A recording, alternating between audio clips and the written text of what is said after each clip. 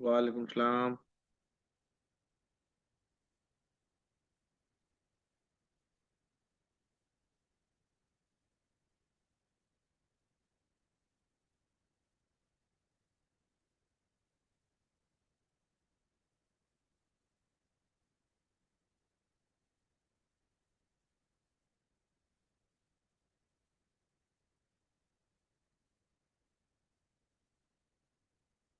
जी बिस्मिल्लाह रहमान रहीम सल्लल्लाहु अलैहि वसल्लम। जो लोग ऑनलाइन बैठे हैं उनको मेरी आवाज आ रही है और नोट्स नजर आ रहे हैं?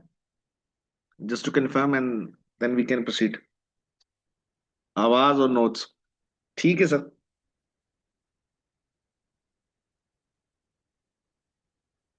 आज हम अपना फॉर्मली पहला चैप्टर स्टार्ट कर रहे हैं।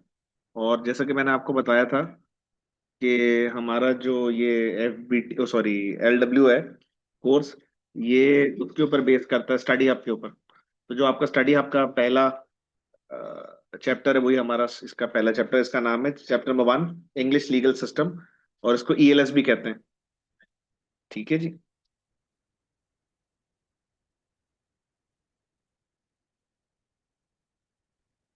सबसे पहले हम हर सब्जेक्ट का सॉरी चैप्टर का ऑब्जेक्टिव समझेंगे। ये चैप्टर हमने क्यों पढ़ना है या इसका मकसद क्या है। तो बुनियादी तौर पे इस चैप्टर का ऑब्जेक्टिव है इंग्लिश लीगल सिस्टम, जो आपका लॉ का फ्रेमवर्क है, बेसिक फ्रेमवर्क है, उसको समझने के लिए हमने ये बनाया है। सबसे पहले हम इंट्रोडक्शन की बात कर लेते हैं। इस चैप्टर में सबसे पहले हम ये देखेंगे कि एक तो लॉ है क्या चीज, ठीक है, कैसे इसको बनाया जाता है और कैसे इसको इंटरप्रेट किया जाता है।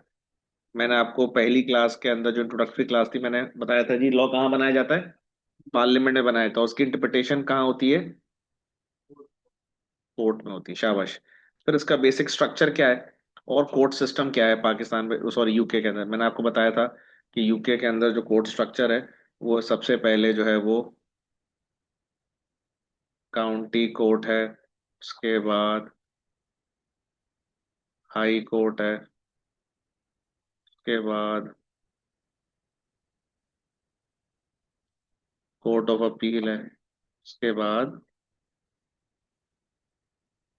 सुप्रीम कोर्ट है। मैंने आपको बताया था ये चार हिरार्किकल वाइज चलते। सबसे पहले हमारे पास जो एरिया हम डिस्कस करने जा रहे हैं वो है जूरिसडिक्शन। जूरिसडिक्शन का मतलब ये है कि ये लॉ अप्लाई किधर होता है। तो लॉ अप्लाई होता है इंग्लैंड और वेल्स में। देखें आपको मैं बताऊं, यूके चार कंट्रीज से मिलके बना है। यूनाइटेड किंगडम चार कंट्री से मिलके बना है, इंग्लैंड, वेल्स, नॉर्दर्न आयरलैंड और स्कॉटलैंड। ये चार मिलके यूके बनाते हैं। इंग्लैंड, वेल्स, नॉर्दर्न आयरलैंड और स्कॉटलैंड। ये चार से, तो ये इंग्लैंड और वेल्स में अप्लाई होता है जो सो हम अभी पढ़ रहे हैं। ठीक है जी। Next, nature of English law. English law की नेचर अगर हम बात करें तो इसकी जो आइडेंटिफिकेशन और एक्सपाउंडेड है वो जुडिशरी, वो क्या है कि ये बताता है कि जी जुडिशरी कैसे काम करेगी, कोर्ट सिस्टम कैसे काम करेगा। तो कोर्ट सिस्टम को काम करने के लिए गाइडलाइंस देता है कि कोर्ट जो फैसले करता है। क्रिमिनल केसेस के अंदर जो अक्यूज अक्यूज उसको कहते हैं जिसपे इल्जाम लगता है, ठीक है, वो ज्यूरी को फ्रंट सामने आता है जो कि डिसाइड करती है। और एविडेंस जिसके सामने, यानी कि एविडेंस कहता है सबूत, उसके सामने प्रेजेंट किया जाता है कि ये शख्स मुजरिम, गिल्टी का मतलब होता है मुजरिम, गिल्टी है या नहीं है।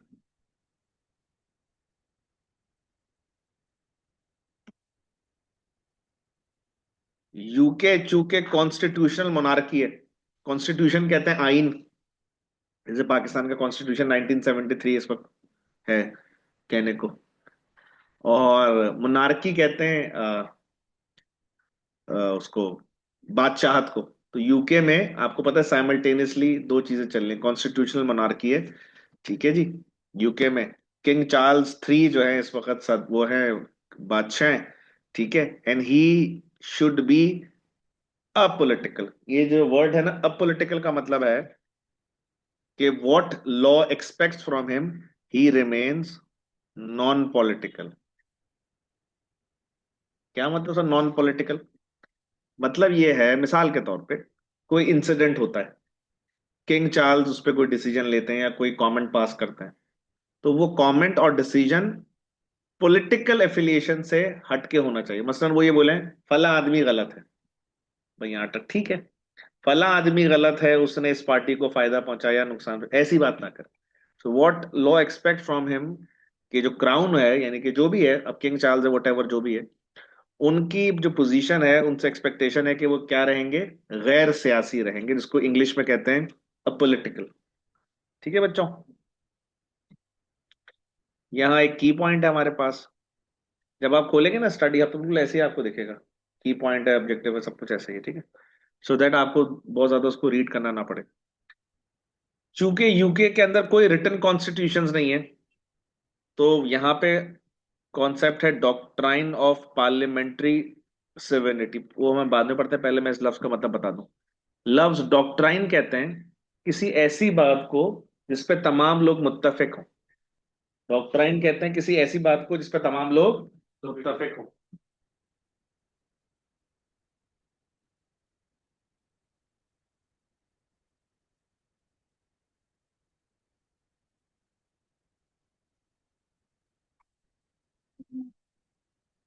जी बेटा, और अच्छा जी, डॉक्ट्राइन का मतलब जिस पे तमाम लोग मुत्तफिक। पिज्जा खाएंगे आप लोग? हैं? पिज्जा ये असल में एग्जाम्पल थी, जैसे आप सब लोग मुत्तफिक है इस बात पे, कोई भी मना नहीं कर रहा, ठीक है। तो ये थी एग्जाम्पल किसकी, डॉक्ट्राइन की। देखा आपके भाई, कैसा लगा मेरा मजाक? तो किसी ने मना नहीं किया क्लास में। तो ये एक एग्जाम्पल थी डॉक्ट्राइन की। तो आप कह सकते हैं कि पूरी क्लास मुत्तफिक है कि सर अपने पैसों से पिज्जा खिला दें, मगर सर ये सिर्फ मजाक के तौर पे समझाने के लिए एग्जाम्पल दे रहे थे, मेरा कोई ऐसा बेवकूफी करने का इरादा नहीं है। डॉक्ट्राइन कहते हैं जिसपे तमाम लोग वाइडली अग्री हों। अब जिन बातों पे अग्री हो जाते हैं उसको डॉक्ट्राइन कहते हैं। Doctrine of parliament sovereignty. Parliament sovereignty doctrine ये है कि law is the ultimate sorry, parliament is the ultimate source of law.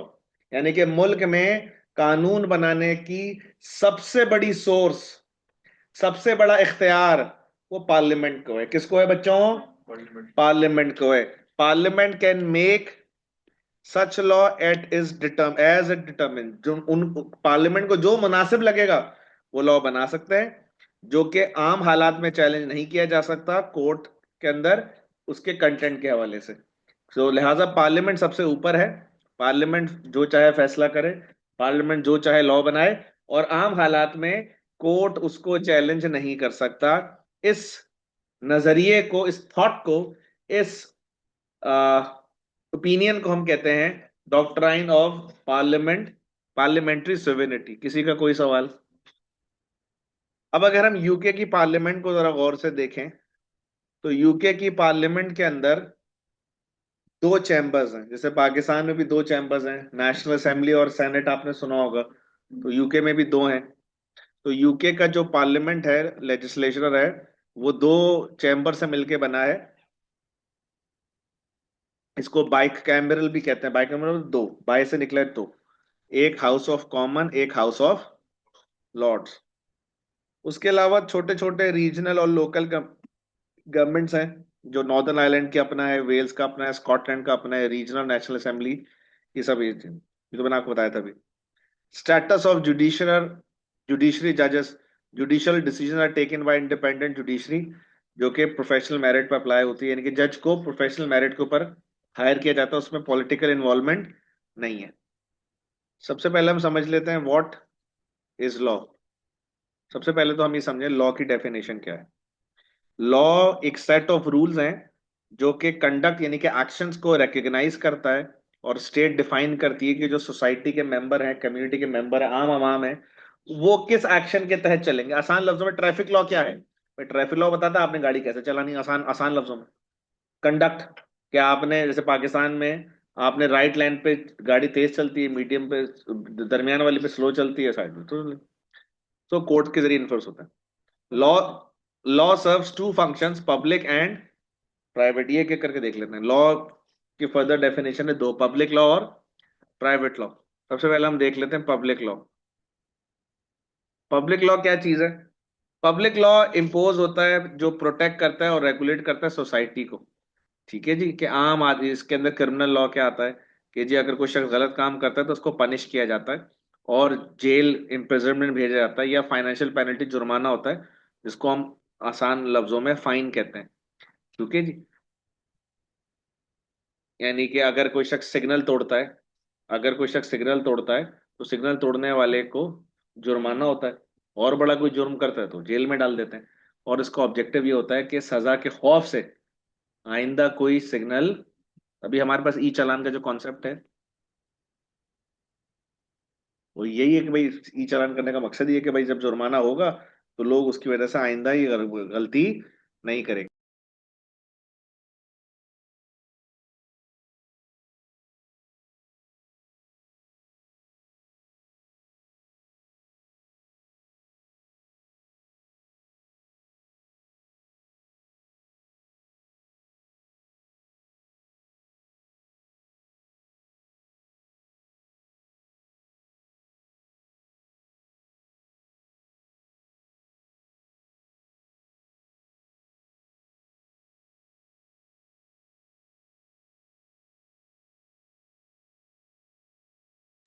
Next, private law.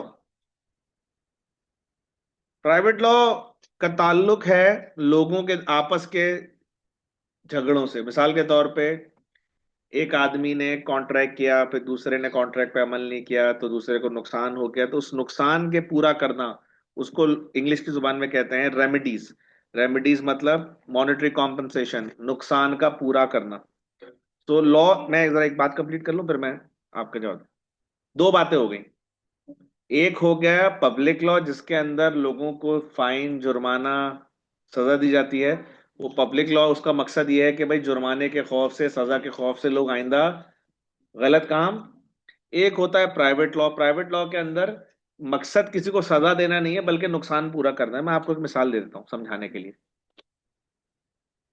आ, एक आदमी ने दूसरे आदमी को किराया नहीं दिया, किराएदार ने मालिक मकान को किराया नहीं दिया। अब वो मालिक मकान अदालत चला गया। तो ये बताएं पब्लिक लॉ में आएगा प्राइवेट लॉ में? प्राइवेट लॉ में। अब जज अगर कह दे कि ठीक है भाई किराएदार ने किराया नहीं दिया ना, हाँ बहुत बुरी बात है किराएदार, तुम बहुत होशियारी करो, मैं तुम्हें जेल में डाल देता हूँ। मुझे बताएं मालिक मकान इस फैसले से खुश होगा? नहीं। वो कहेगा भाई इसके जेल जाने से मेरा क्या फायदा, मेरा नुकसान पूरा करे ना आप। हाँ मेरी बात समझ रहे हैं? तो जज कहेगा नहीं, इसको जब सजा मिलेगी ना तो आइंदा कोई किराएदार किसी मालिक मकान के साथ ज्यादती, वो बोलेगा वो भाई जो जो करेगा नहीं करेगा छोड़े, मेरे तो पैसे दिलवाएं। अगर ये जेल चला गया तो मेरा और नुकसान हो जाएगा, इसके तो फिर जो थोड़ा बहुत कमाने का आसरा है वो भी खत्म हो जाएगा।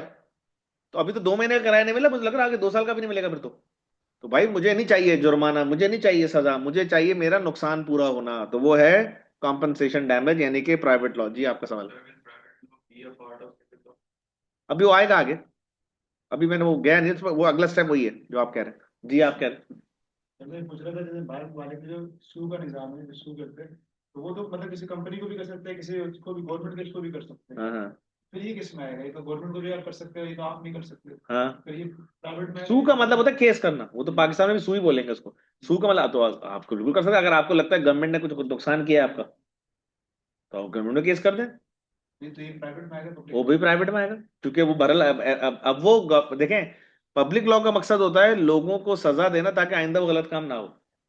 ठीक है, लेकिन आप गवर्नमेंट के पास इसलिए थोड़ी जा रहे हैं कि आप गवर्नमेंट को सजा दें ताकि आइंदा कोई गवर्नमेंट ना, आप तो अपना नुकसान पूरा करने के लिए जाएंगे, तो वो भी प्राइवेट लॉ में आएगा। सर, रेंट रेंट वाली एग्जांपल के अंदर जब केस कर देते हैं, कोर्ट चले जाते हैं, तो जब आप उस पार्टी से क्लेम कर रहे होते हैं रेंट, तो उसके साथ साथ वो कॉस्ट भी क्लेम करते हैं, फिर उसको ये कोर्ट वगैरह की कुछ कॉस्ट भी लगता है, तो वो भी जी जी क्लेम करते जी जी, मैं जानता हूँ। ये सवाल इनका ये है कि जब आप किसी पे केस करते हैं, इन जनरल हम बात कर रहे हैं, जब आप किसी पे केस करते हैं, मिसाल के तौर पर एक आदमी ने मेरे पैसे नहीं दिए तो मैंने उस पर केस कर दिया। अब केस करने का मतलब पाकिस्तान में तो काफी खर्चा है, पूरी दुनिया में खर्चा है, लिजिट जो है ना, आपको पता है काफी केस, वकीलों के खर्चे ये वो। तो इनका सवाल ये कि सर क्या वो उस केस की जीतने की सूरत में हम वो पैसे भी रिकवर कर सकते हैं जो हमारे वकीलों पे, अदालतों पे खर्च हुए? तो इसका जवाब है यस, कर सकते हैं, बट इट डिपेंड्स। ठीक है। अच्छा जी, नेक्स्ट हमारे पास है जी branches of law. Administratively law की दो ब्रांचेस हैं, एक क्रिमिनल और एक सिविल। ये जो आप कह रहे थे ना, ये आ गया। सबसे पहले हमारे पास है क्रिमिनल लॉ। क्रिमिनल लॉ जो है वो कोर्ट हैंडल करता है वो acquisition wrong doings by offenders. The process of establishing in courts whether the accused is guilty is called the prosecution of the case against the accused. The accused person will be convicted if the evidence against him established। अच्छा, यहाँ एक बड़ा अहम जुमला है, ये मैं underline बिल्कुल उसको बियॉन्ड रीजनेबल डाउट, और सिविल केस के अंदर ये जुमला है बैलेंस ऑफ प्रोबेबिलिटी। ये दो हमने बात करनी है पहले तो। देखिए फर्दर लॉ की दो हम इसको ब्रांचेस कर लें आप, एक क्रिमिनल और एक क्रिमिनल लॉ होता है आसान लफ्जों में स्टेट वर्सेस इंडिविजुअल। यानी कि जब आप सिग्नल तोड़ते हैं तो कौन केस करता है, आप, स्टेट। इसी तरह सिविल लॉ होता है इंडिविजुअल वर्सेस इंडिविजुअल। कोई आदमी किसी के पैसे नहीं दे रहा, ये कुछ मसले मसाइल हैं, तो वो क्या है, सिविल लॉ में आता है। ठीक है, ये क्लियर है। क्रिमिनल लॉ सिविल लॉ लोगों के आपस के मसले को हम किस में कवर करते हैं, सिविल लॉ। और स्टेट वर्सेस इंडिविजुअल के किसी के मसले हैं उसको हम किस में कवर करते हैं। इसका ऑब्जेक्टिव क्या है, अभी क्रिमिनल लॉ का ऑब्जेक्टिव है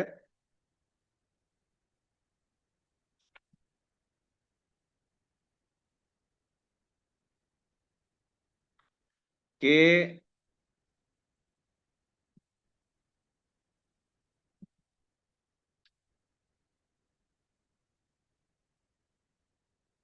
क्रिमिनल लॉ का ऑब्जेक्टिव होता है कि पनिशमेंट दें ताकि पनिशमेंट के खौफ से आइंदा कोई गलत काम, जबकि सिविल लॉ में ऑब्जेक्टिव क्या होता है, नुकसान पूरा करना, डैमेजेस क्लेम करना। ऐसा ही है, यहां तक क्लियर है। अब जो अहम बात है बड़ी वो है कि क्रिमिनल लॉ में लिखा हुआ है जी बियॉन्ड रीजनेबल डाउट, जबकि सिविल लॉ में लिखा हुआ है बैलेंस ऑफ प्रोबेबिलिटी। सबसे पहले हम देख लेते हैं बियॉन्ड रीजनेबल डाउट, ये क्या है भाई, सुने गौर से। पहले हम ये डिस्कस करते हैं beyond reasonable doubt. Beyond reasonable doubt का मतलब है अदालत के सामने जब कोई क्रिमिनल केस आता है तो अदालत उसका फैसला करते हुए ये देखती है, जब तक अदालत को क्लियर यकीन ना हो जाए, 100% यकीन, बियॉन्ड रीजनेबल, जरा सा भी डाउट ना रहे। बियॉन्ड का मतलब उससे आगे निकल जाए, डाउट से आगे निकल जाए, यकीन की तरफ निकल जाए। रीजनेबल डाउट, बिला वजह डाउट नहीं, रीजनेबल डाउट। मिसाल के तौर पे एग्जाम्पल बनाता है, एक आदमी ने दूसरे को कत्ल कर दिया, एक आदमी का कत्ल हो गया। अब ये पहले तो बताएं सिविल लॉ में आएगा क्रिमिनल लॉ में आएगा, क्रिमिनल में आएगा, ठीक है जी। क्योंकि अच्छा अब सवाल ही क्रिमिनल तो दो इंडिविजुअल का मसला है, तो ये क्रिमिनल में क्यों आ रहा है, देखा जाए तो ये, हाँ, इसका जवाब ये है कि किसी इंसान की शहरी की हिफाजत करना किसकी जिम्मेदारी है, स्टेट। स्टेट की जिम्मेदारी किसकी, और जब आप किसी को कत्ल करते हैं तो आप असल में स्टेट को चैलेंज कर रहे हैं। अब मैं यहाँ बोलूं भाई कोई कोई शोर ना करे, एक बच्चा दूसरे से बहस करने लग जाए, तो मैं कहूँ यार आप शोर नहीं करें, मैंने मना किया ना, फिर उससे बहस करें, तो मैं कहूँगा यार आप उसकी इंसल्ट नहीं कर रहे, असल में आप मेरी इंसल्ट करें। मैं आपको मना कर रहा हूँ आप शोर नहीं करें, फिर भी आप, सर मैं आपको तो कुछ भी नहीं कर रहा, मैं तो दूसरे बच्चे से लड़ रहा हूँ। तो मैंने कहा यार इस क्लास का इंचार्ज तो मैं हूं ना, जब मैं मना कर रहा हूं कि आप बातें नहीं करें, बहस नहीं करें, फिर आप उनसे बहस क्यों करें, इसका मतलब है आप लड़ तो उससे रहे लेकिन असल में आप मेरी वो कर रहे हैं ना, मैं मना कर रहा हूं फिर भी बात कर रहा हूं। तो स्टेट कह रही है भाई हमारी जिम्मेदारी है लोगों की हिफाजत करना, जब आप एक आदमी किसी को कत्ल करता है तो वो स्टेट को चैलेंज कर रहा है। तो बहरहाल आसान लफ्जों में एक आदमी का कत्ल हो गया, अब ये क्रिमिनल लॉ का मैटर है। अदालत में जिसको पकड़ के लाए पुलिस वाले, उसको ले आया भाई, तो जज ने बोला कि भाई तुम जो क्राइम सीन, क्राइम सीन समझते हैं ना, जहां पे वो हुआ है, जाए वकू उर्दू में कहते हैं, इंग्लिश में कहते हैं क्राइम सीन। क्राइम सीन से तुम पकड़े गए, तुम्हारे हाथ में चाकू था, चाकू पे खून लगा हुआ था, जो मरने वाले आदमी का खून है, लेबोरेटरी टेस्ट से साबित हो गया। तुम क्या कहते हो, तो उसने बोला जज साहब हुआ ये कि मुझे चीखने की आवाज आई आदमी की, मैं उधर कमरे में गया तो वो आदमी जमीन पे पड़ा हुआ तड़प रहा था और चाकू उसके पेट में घुसा हुआ था। मैंने उसकी मदद करने के लिए चाकू हाथ से वो मतलब पेट से निकाला, जैसे ही मैंने निकाला एकदम पुलिस आ गई, तो पुलिस ने मुझे पकड़ लिया। जज ने कहा अच्छा मैंने सुना है कि तुम्हारा 2 दिन पहले उससे झगड़ा भी हुआ था। जी सर, झगड़ा भी हुआ था, मेरी दुकान उसकी दुकान के करीब थी, तो हमारा किसी बात पे झगड़ा था, तो मेरा उससे झगड़ा हो गया था। तो जज ने कहा तुम्हारा झगड़ा भी हुआ था, तुमने उसको धमकी भी दी थी, आज तुम उसकी लाश के साथ खड़े हुए पाए गए, तुम्हारे हाथ में चाकू था, अभी तो तुम सब तो तुम्हारे हक में ही है। लेकिन मुझे एक बात बता, सोच के, कि जो उसने कहानी सुनाई, क्या ये पॉसिबल नहीं है प्रैक्टिकली कि ऐसा ही हुआ हो, कि वाकई उसने चीख सुनी हो, वो आप वहां बंदा पहुंचा हो, तो वो बंदा पड़ा हुआ, उसने चाकू निकाला और उसी लम्हे पुलिस आ गई। देखें प्रैक्टिकली पॉसिबल तो, किसी ने चाकू मारते हुए तो नहीं देखा। तो पता है क्या होगा, जज कह गया 90% चांस तो ये है कि तुमने कत्ल किया है, लेकिन 10% चांस ये भी है कि शायद तुमने ये कत्ल। तो कभी आप कभी कोई फैसला सुना हो आपने, कोर्ट केस कोई सुना हो, तो एक जुमला शायद अक्सर अदालत इस्तेमाल करती है, मुलजिम, मुलजिम का मतलब इस पे इल्जाम है, मुलजिम फलां बिन फलां को शक की बुनियाद पे रियायत देते हुए अदालत बरी करती है। क्या मतलब, कि हमें 100% नहीं मिल रहा सिरा, और अदालत को जब तक बियॉन्ड रीजनेबल डाउट ना हो जाए, अदालत किसी के खिलाफ फैसला, क्योंकि क्रिमिनल जो केसेस होते हैं दे आर क्वाइट स्ट्रिक्ट। जाहिर है, इंसान या तो जुर्माना होगा, कत्ल, कत्ल तो वैसे ही इतना बड़ा जुर्म है, उस पर सजा भी इतनी बड़ी है। तो किसी को इतनी बड़ी सजा देते हुए आपको सबूत भी बहुत बड़े लेवल का, देखें एक बात ध्यान में रखें, जब आप किसी पे को कहते हैं ना इसने मेरे 1000 रुपए चुराए, फिर आपको सबूत भी वैसे इतना बड़ा देना है कि 1000 रुपए। लेकिन अब एक आदमी कहते हैं मेरे फला ने 1 लाख रुपए चुराए, तो फिर आपको सबूत भी उसके हिसाब से देना पड़ेगा। जितना बड़ा इल्जाम होगा सबूत भी उतना बड़ा देना होगा। और हमारी इल्जाम लगाते हुए, अब आप एक मैं आपको एक जनरल बात बता रहा हूँ वैसे, कि किसी के ऊपर अनफॉर्चुनेटली हमारे माशरे में इंतहा पसंदी है, सब कुछ है, तो मैं बहुत आसानी से लोग किसी को कह देते हैं ये आदमी काफिर है, या आदमी गुस्ताख है, या आदमी ऐसे है, मतलब ये बहुत बड़ी बात होती है किसी के बारे में इस तरह की बात करना।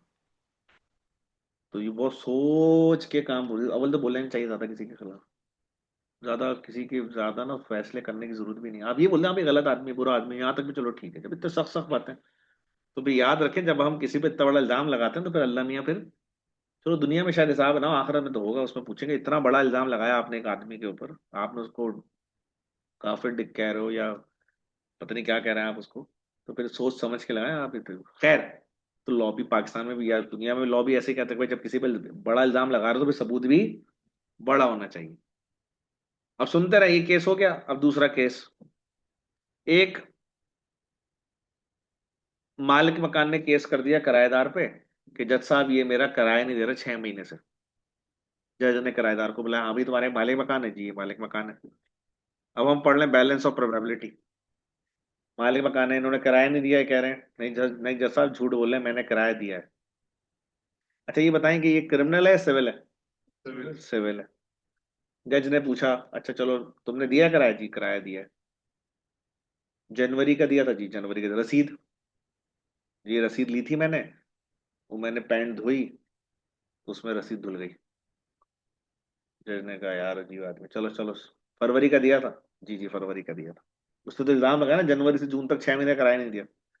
फरवरी में क्या हो, फरवरी की रसीद दिखाओ, जो फरवरी की रसीद खो गई। उसने बोला अच्छा मार्च के बताओ, वो मार्च की मैंने रसीद ली थी, जल्दी में था, मैंने उसको पैसे दे दिए, मैंने रसीद ली नहीं मार्च। अप्रैल, अप्रैल वो हमारे घर में आग लग गई थी छोटी सी, तो उसके साथ कुछ डॉक्यूमेंट जले तो वो जी। पर हर मई जून सबका ये जवाब दिया उसने। अब देखिए मेरी बात सुनिएगा, यहाँ बज़ाहिर क्या लग रहा है, किराएदार, लेकिन प्रैक्टिकली पॉसिबल तो है ना कि वाकई रसीद धुल गई हो, जल गई हो, और ये बात उसने सारी किसको बता दी जाके, फर्ज कर ले, इमेजिन करें, पॉसिबिलिटी तो है ना कि ये सब कुछ हुआ हो उसके साथ, और उसने ये बात किसको बता दी, मालिक मकान से कहा ये कॉपी दे दो यार, मेरे पास शादी रसीदें खो गई, ये हो गया, मालिक मकान ना ये बेहतरीन वक्त है, इस पे केस कर दो, क्योंकि रसीद तो है नहीं इस पर, ये तो मुझसे कॉपी मांगने आ गया। देखिए पॉसिबिलिटी तो है ना। तो यहाँ जज कहेगा नहीं, हम ये देखेंगे बैलेंस, बैलेंस का मतलब ज्यादा चांस किस बात के, प्रोबेबिलिटी का मतलब होता है चांस। ज्यादा चांस ये है कि मालिक किराएदार झूठ बोल रहा है, लिहाजा अदालत मालिक मकान के फेवर में फैसला कर देगी और किराएदार को सजा हो जाएगी और जुर्माना होगा जो भी होगा। ठीक क्या होगा सर, इसमें 100% पे नहीं गया, नहीं। यहाँ जज कहता है अगर मुझे 80% यकीन आ जाए कि ये बंदा गलत है, 20% दूसरे पे है, तो अदालत 80% वाले के हक में फैसला कर देती है। They don't go for 100%। Civil law में, सिविल लॉ के केसेस में अदालत ये देखती है कि ज्यादा चांस किसका है। और क्रिमिनल में जब तक पूरी तरह यकीन ना हो जाए अदालत को, अदालत फैसला नहीं करती। की पॉइंट यहां पे ये है,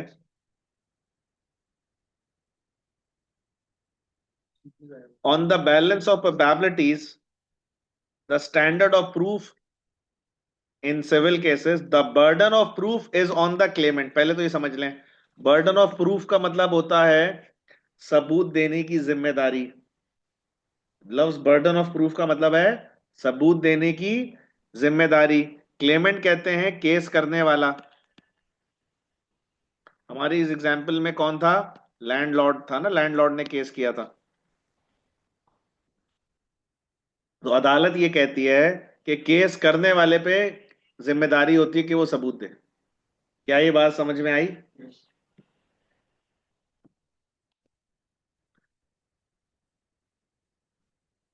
नेक्स्ट टॉपिक है पैरेलल प्रोसीडिंग्स। अगर किसी शख्स की हरकतें क्रिमिनल और सिविल दोनों उसमें आती हों, तो उसको एक ही वक्त में दोनों कोर्ट्स में डील किया जाएगा, क्रिमिनल कोर्ट्स में भी और सिविल कोर्ट्स में भी साइमल्टेनियसली। यानी कि एक शख्स को गलत काम करता है और वो दोनों कैटेगरी में आ रहा है। मिसाल के तौर पे एक फ्रॉडस्टर है, फ्रॉड करने वाला, उसकी क्रिमिनल प्रोसीडिंग्स होंगी स्टेट के हिसाब से और उसको इम्प्रिजनमेंट होगी, और सिविल प्रोसीडिंग्स होंगी जो विक्टिम, मिसाल के तौर पे एक आदमी ने कहीं पे फ्रॉड किया। अब चूंकि फ्रॉड किया तो फ्रॉड की वजह से उसकी क्रिमिनल प्रोसीडिंग्स होंगी कहां पे, क्रिमिनल कोर्ट में। और उस फ्रॉड की वजह से जिस जिसका नुकसान हुआ है वो कौन है, विक्टिम। उनका जो नुकसान फाइनेंशियल कॉम्पनसेशन डैमेजेस होगी वो कहां होगी, सिविल में होगी। क्या ये एग्जांपल समझ में आई? आई रिपीट, फ्रॉड करना जुर्म है। तो जब एक शख्स फ्रॉड करेगा तो उस पर दो केस चलेंगे साइमल्टेनियसली।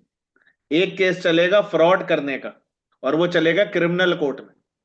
दूसरा केस जब वो साबित हो जाएगा फ्रॉड किया है, तो फिर सिविल लॉ में भी केस चलेगा सिविल कोर्ट में कि उसने फ्रॉड के जरिए जिस जिसको नुकसान पहुंचाया है उस उसके नुकसान को पूरा करने के लिए कॉम्पनसेशन डैमेजेस जो क्लेम किए जाएंगे वो सिविल कोर्ट में चलेगा। क्या ये बात, तो इसका मतलब है एक ही वक्त में एक ही इंसान के ऊपर वो कोई ऐसा एक्शन करे जिससे क्रिमिनल और सिविल दोनों केसेस में, दोनों कोर्ट्स में उसके खिलाफ केस चल रहा हो। कोई सवाल तो मैं आगे जाऊं, कुछ कह रहे हैं?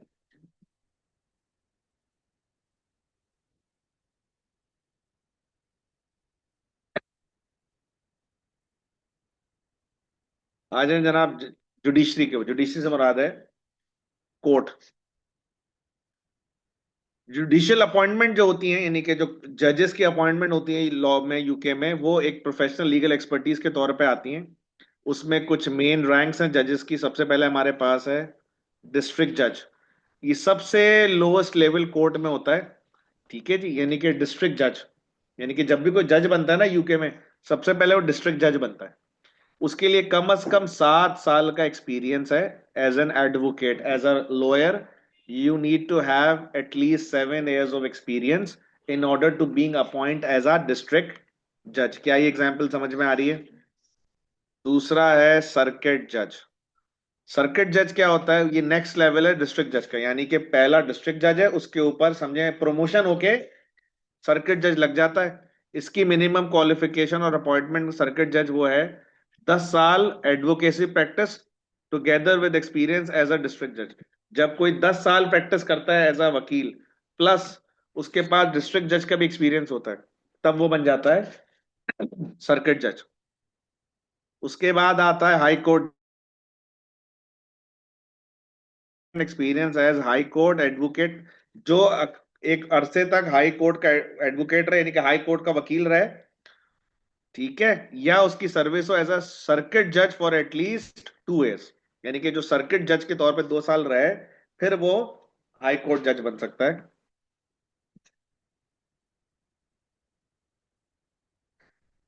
उसके बाद है अपील कोर्ट जजेस। ये selected from the rank of high court. ये हाई कोर्ट के जजेस में से एक सेलेक्ट किया जाता है जिसको अपील कोर्ट जज बनाया जाता है। They include the lord chief justice of England and Wales LCJ and a number of formally appointed lord justice of appeal. ठीक है जी। तो यानी कि ये हाई कोर्ट जजेस में से कोई पिक किया जाता है, फिर उसको अपील कोर्ट जजेस बनते हैं। उसके बाद है justice of the supreme court of the UK appointed from each jurisdiction of UK in recognition of their superior expertise as High Court and or Court of Appeal judges। ठीक है जी। High court और court of appeal के जजेस में से जिनकी extraordinary performance होती है, उनको फिर हम सुप्रीम कोर्ट के जज के तौर पे करते हैं। कोई सवाल?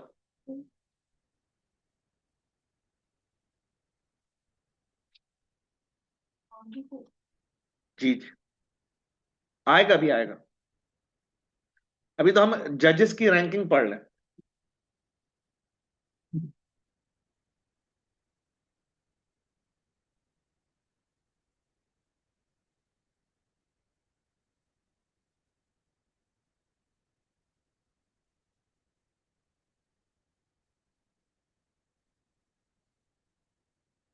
ये देखें, ये मैं दिखाऊंगा भी ना आपको। ये county court, high court, county court पूरा पढ़ाऊंगा, हाई कोर्ट पढ़ाऊंगा, डिवीजन का हाई कोर्ट पढ़ाऊंगा। तो ठीक है ना, तो ये आएगा अभी। अभी तो मैंने आपको जजेस का पढ़ाया है।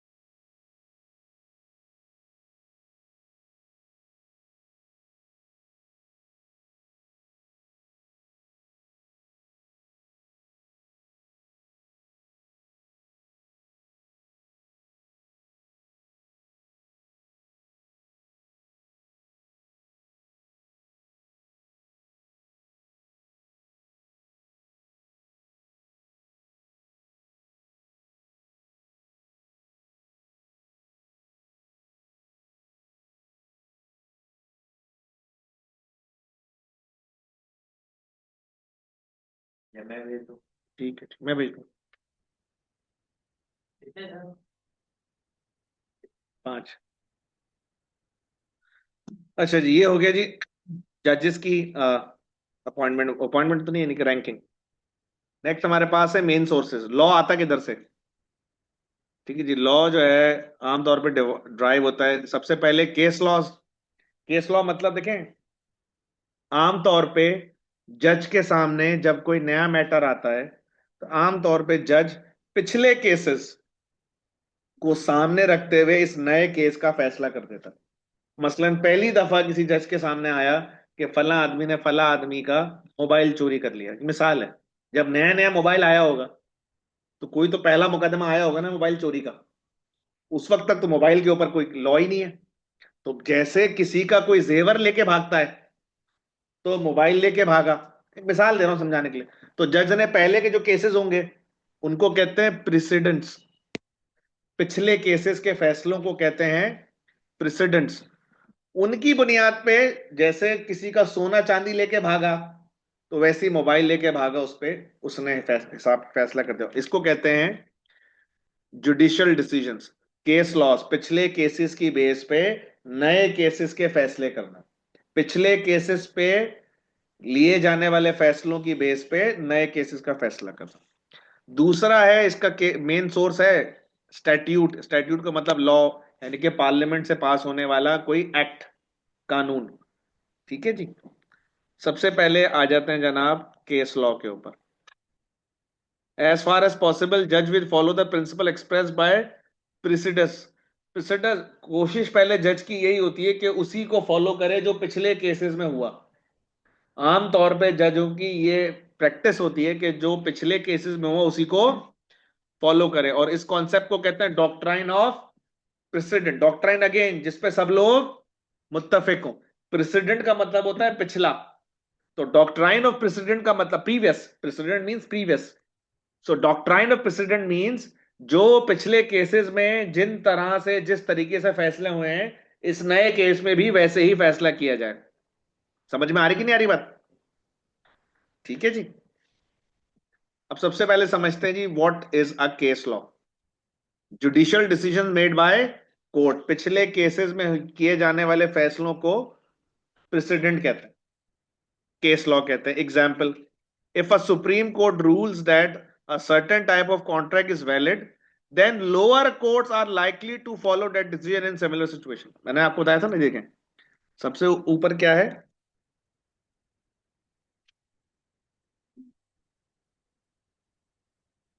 उसके नीचे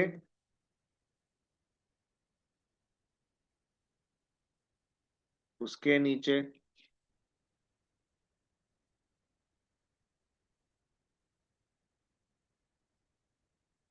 उसके नीचे तो होगा ये कि अगर सुप्रीम कोर्ट कोई फैसला लेती है और कहती है जी फला तरह का कॉन्ट्रैक्ट वैलिड है, मिसाल है, तो court of appeal, high court, county court चुप करके आमतौर पर उसी के पीछे चलती हैं। इसको कहते हैं जुडिशियल प्रेसिडेंट, कि जो सीनियर ने पहले फैसला किया जूनियर उसको फॉलो करते हैं। समझ में आ रही बात? दूसरा हमारे पास एरिया है कॉमन लॉ। कॉमन लॉ कहते हैं वो फैसले जिनकी बुनियाद कस्टम और ट्रेडिशंस हैं। ठीक है जी। मसलन, मिसाल के तौर पे, एक झगड़ा आया अदालत में, उसमें हुआ ये कि एक शख्स ने कुर्सी खरीदी, कुर्सी का कलर खराब हो गया एक हफ्ते के अंदर, तो कस्टमर ने वो कुर्सी वापस करना चाहिए दुकानदार को। दुकानदार ने कहा जी कोई वारंटी वगैरह तो थी नहीं, मैं क्या करूं, खराब हो गया तो। खैर कस्टमर ने दुकानदार पे केस कर दिया। अब जज ने देखा कोई लॉ तो है नहीं हमारे पास ऐसा। जज ने कहा अच्छा ये बताओ तुम्हारी मार्केट का कस्टम क्या है, मार्केट के और दुकानदारों को बुलाओ, मार्केट के एसोसिएशन के सदर को बुलाओ। तो उन सब ने बोला जी हमारी मार्केट का एक ट्रेडिशन है, कस्टम है, कि हम दुकानदार जब प्रोडक्ट कस्टमर को बेचते हैं तो उनको 10 दिन की चेकिंग वारंटी देते हैं, कि 10 दिन में अगर प्रोडक्ट में कोई खराबी निकल आई तो वापस कर, 10 दिन के बाद नहीं। लेकिन ये कोई रिटर्न वो नहीं है, बस एक ट्रेडिशन है। जज ने कहा अच्छा ठीक है भाई, 7 दिन बाद वापस किया ना तुमने, चलो भाई प्रोडक्ट वापस करो। है जज साहब ये कैसे फैसला किया आपने, कहीं लॉ में लिखा हुआ है? जज ने कहा नहीं। किसी पिछले केस से निकाला है? जज ने कहा नहीं। फिर कहां से निकाला है? कॉमन लॉ, कस्टम और ट्रेडिशंस की बेस पे हमने फैसला कर दिया। क्या ये एग्जाम्पल समझ में आई जी? जोर से बोलें। इंटरप्रिटेशन में जजेस को हर डिसीजन के बाद हर डिसीजन की करनी पड़ती है। बिल्कुल, हर डिसीजन की इंटरप्रिटेशन करनी पड़ती है, और ये इसीलिए जो कॉमन लॉ है इसके अंदर कंसिस्टेंसी नहीं आ पाती, क्योंकि कहीं का ट्रेडिशन अलग है, कहीं का ट्रेडिशन अलग है। तो इसमें झगड़ा ये है कि कॉमन लॉ थोड़ा सा इनकम्प्लीट है। समझ में आई बात? क्योंकि कोई स्पेसिफिक लेजिस्लेशन तो है नहीं। अब एक मार्केट की ट्रेडिशन अलग है, दूसरे मार्केट का ट्रेडिशन अलग है, तीसरे मार्केट का ट्रेडिशन, सिंध का अलग है, पंजाब का अलग है, केपीके का अलग है। सिंध में भी जो है वो डॉल्मिन मॉल का अलग कुछ हिसाब किताब चल रहा है, सदर का कुछ और चल रहा है। तो ये बड़ा मसला है, लेकिन ये वहां होता है जहां पे रिटन लॉ अवेलेबल नहीं होता। फिर हमने कहा कि भाई कभी कभी ये मसला करता है तो हम फिर इक्विटी लॉ की तरफ जाएंगे। इक्विटी लॉ बेस करता है फेयरनेस एंड जस्टिस, के भाई सब सदर में एक बंदा बैठा हो उसके लिए लॉ अलग है, डॉल्मिन मॉल में बैठा हो उसके लिए लॉ अलग है, सिंध में बैठा हो उसके लिए लॉ अलग है, पंजाब में बैठा हो उसके लिए लॉ अलग है। तो हमने कहा भाई एक सेपरेट सिस्टम है ये कॉमन लॉ में, तो बड़ा जरा ये जो ऊपर पढ़ा था हमने कॉमन लॉ, इसमें थोड़ा मसले मसाइल हैं, ये काफी रिजिड है। ठीक है, तो जब लोगों को ये समझ में नहीं आता तो लोग अपील करते हैं किंग चांसलर को कि भाई हमारे साथ ये अच्छा इंसाफ नहीं हुआ। तो फिर अदालत फिर कहती है अच्छा भाई कि पहला, आप जरा एग्जाम्पल समझ लें, पहला है केस लॉ, पिछले केसेस, दूसरा कॉमन लॉ जो कस्टम और ट्रेडिशन पे बेस करता है, और तीसरा इक्विटी जो फेयरनेस और जस्टिस पे। सर ये बहुत ज्यादा मसले मसाइल चल रहे हैं। तो जी मसले मसाइल चल रहे हैं तो फिर मैं जरा सा आगे जाके वापस लेके आता हूँ। फिर हम प्रॉपर लॉ पास करने की पोजीशन में चले जाएं कि भाई ये बहुत, क्योंकि देखें होता क्या है, जब पहली दफा किसी का केस छिना होगा ना, पहली दफा मोबाइल छिना होगा, तो जज ने के बाद तो मोबाइल के मुतालिक कोई लॉ नहीं होगा, कुछ ना प्रेसिडेंट होगा ना कुछ होगा, तो जज ने फैसला कर दिया। जब बार बार छीनने लगे तो हमने कहा भाई ये मुनासिब नहीं है अंदाजों से काम करना, एक काम करते हैं प्रॉपर लॉ पास कर देते हैं कि मोबाइल चोरी करने के ऊपर ये सजा है। तो फिर वो इंशाल्लाह हम पढ़ेंगे प्रॉपर लॉ मेकिंग प्रोसेस। ठीक है जी, तो हम वापस अपने पहले डिस्कशन पे आते हैं।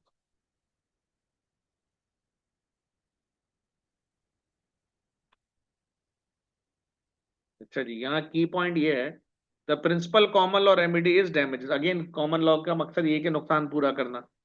इक्विटी का मतलब है कि लोगों के नुकसान पूरा करना, जो भी उन जितना उनका नुकसान हुआ, कॉम्पनसेशन भी इसको ही कहते हैं, नुकसान पूरा करना। अब नुकसान पूरा करने के लिए अदालत कुछ फैसले करती है। पहला फैसला क्या है? इंजंक्शन। इंजंक्शन का मतलब होता है किसी इंसान को कोई काम करने से रोक देना। सीज का मतलब भी यही है, रोक देना। For example, to prevent an employ breaking a non compete agreement. मैं एक मिसाल दे देता हूँ आपको। मिसाल के तौर पे एक शख्स ने किसी एम्प्लॉय को नौकरी पर रखा,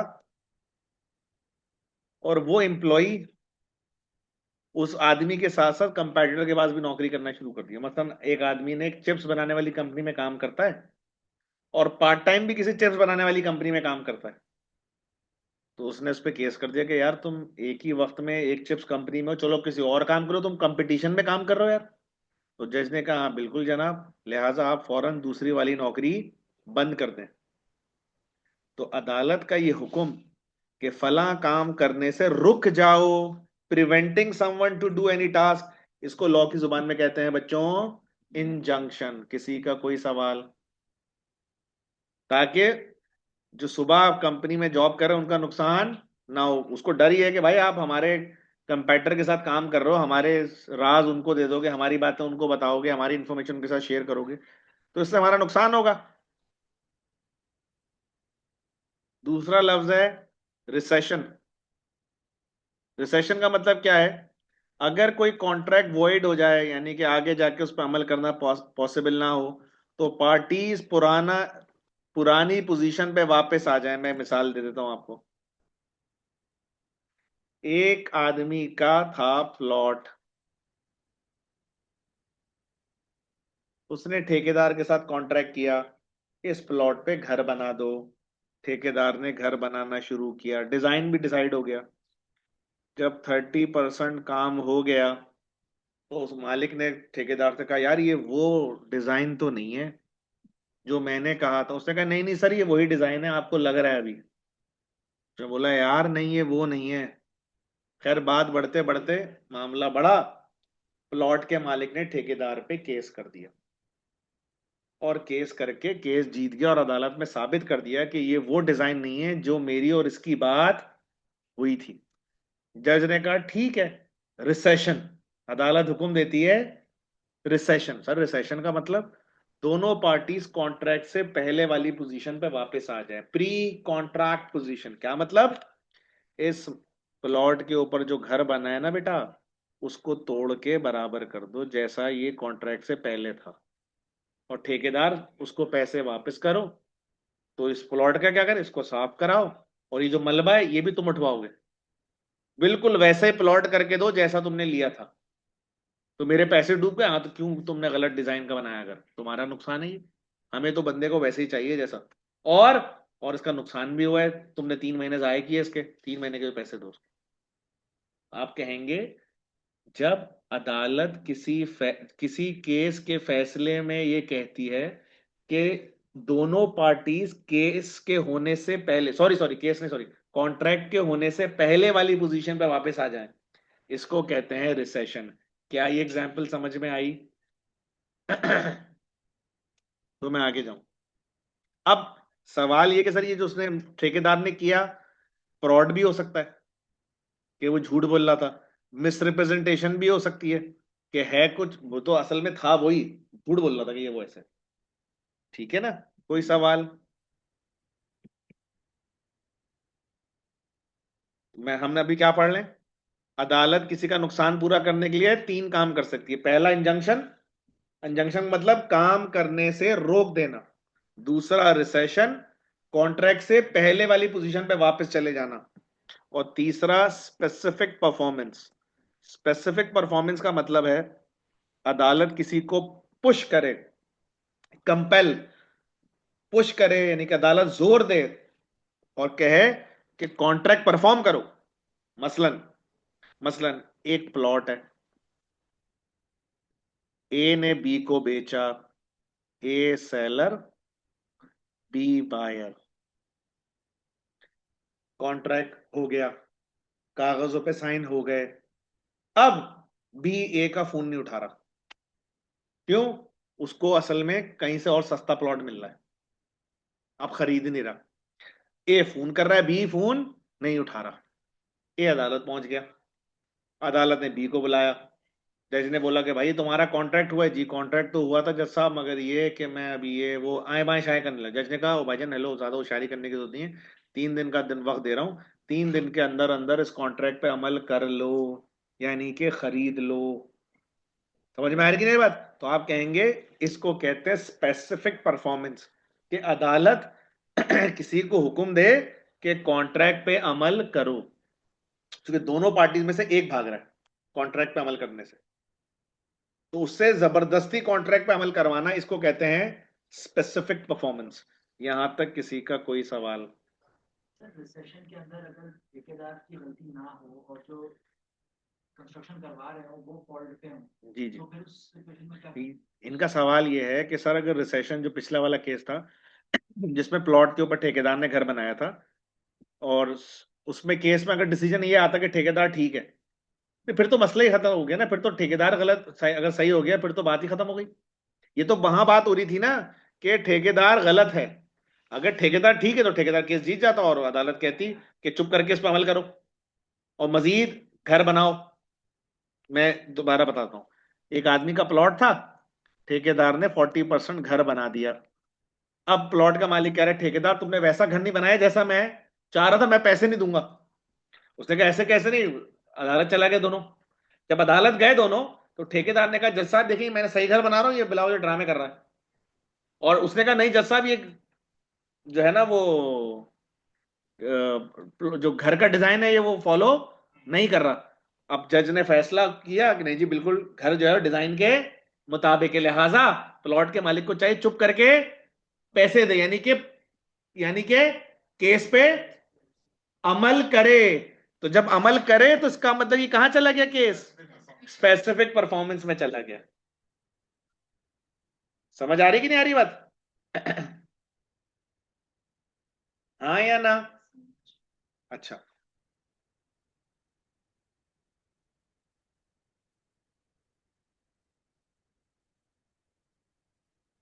अच्छा एक क्वेश्चन है, ऑनलाइन स्टूडेंट है तो सवाल का जवाब दे दूंगा sir.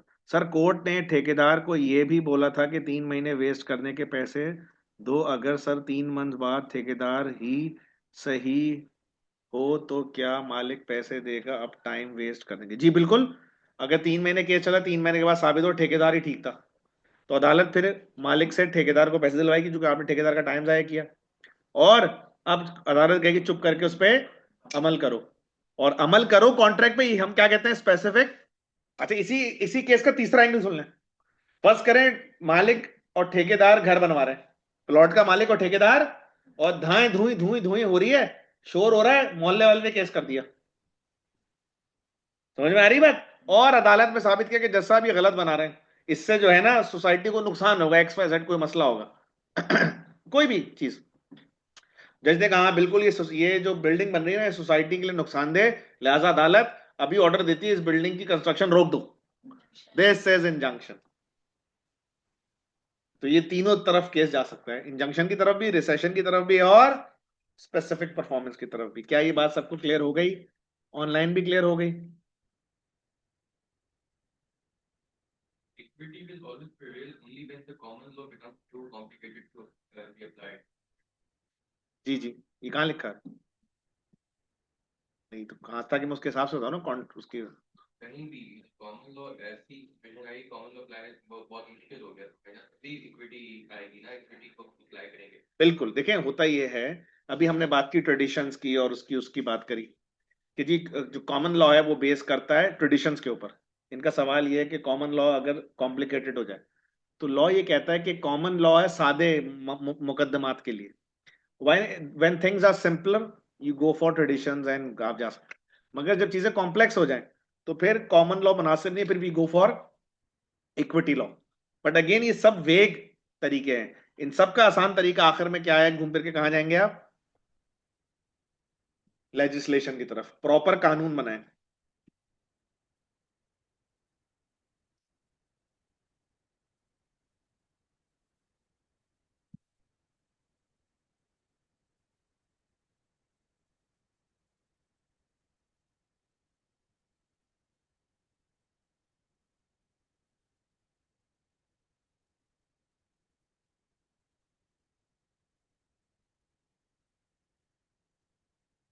Next, a civil court will be aware of both common law and equitable consideration when deciding cases.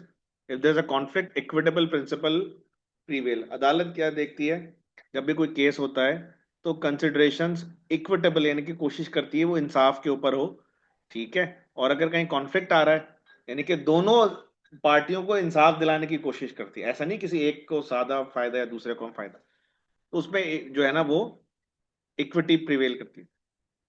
Case law terminologies, अभी हमने बात की थी कि अदालत नए मुकदमों का अक्सर फैसला करने के लिए प्रीवियस केसेस को इस्तेमाल करती है।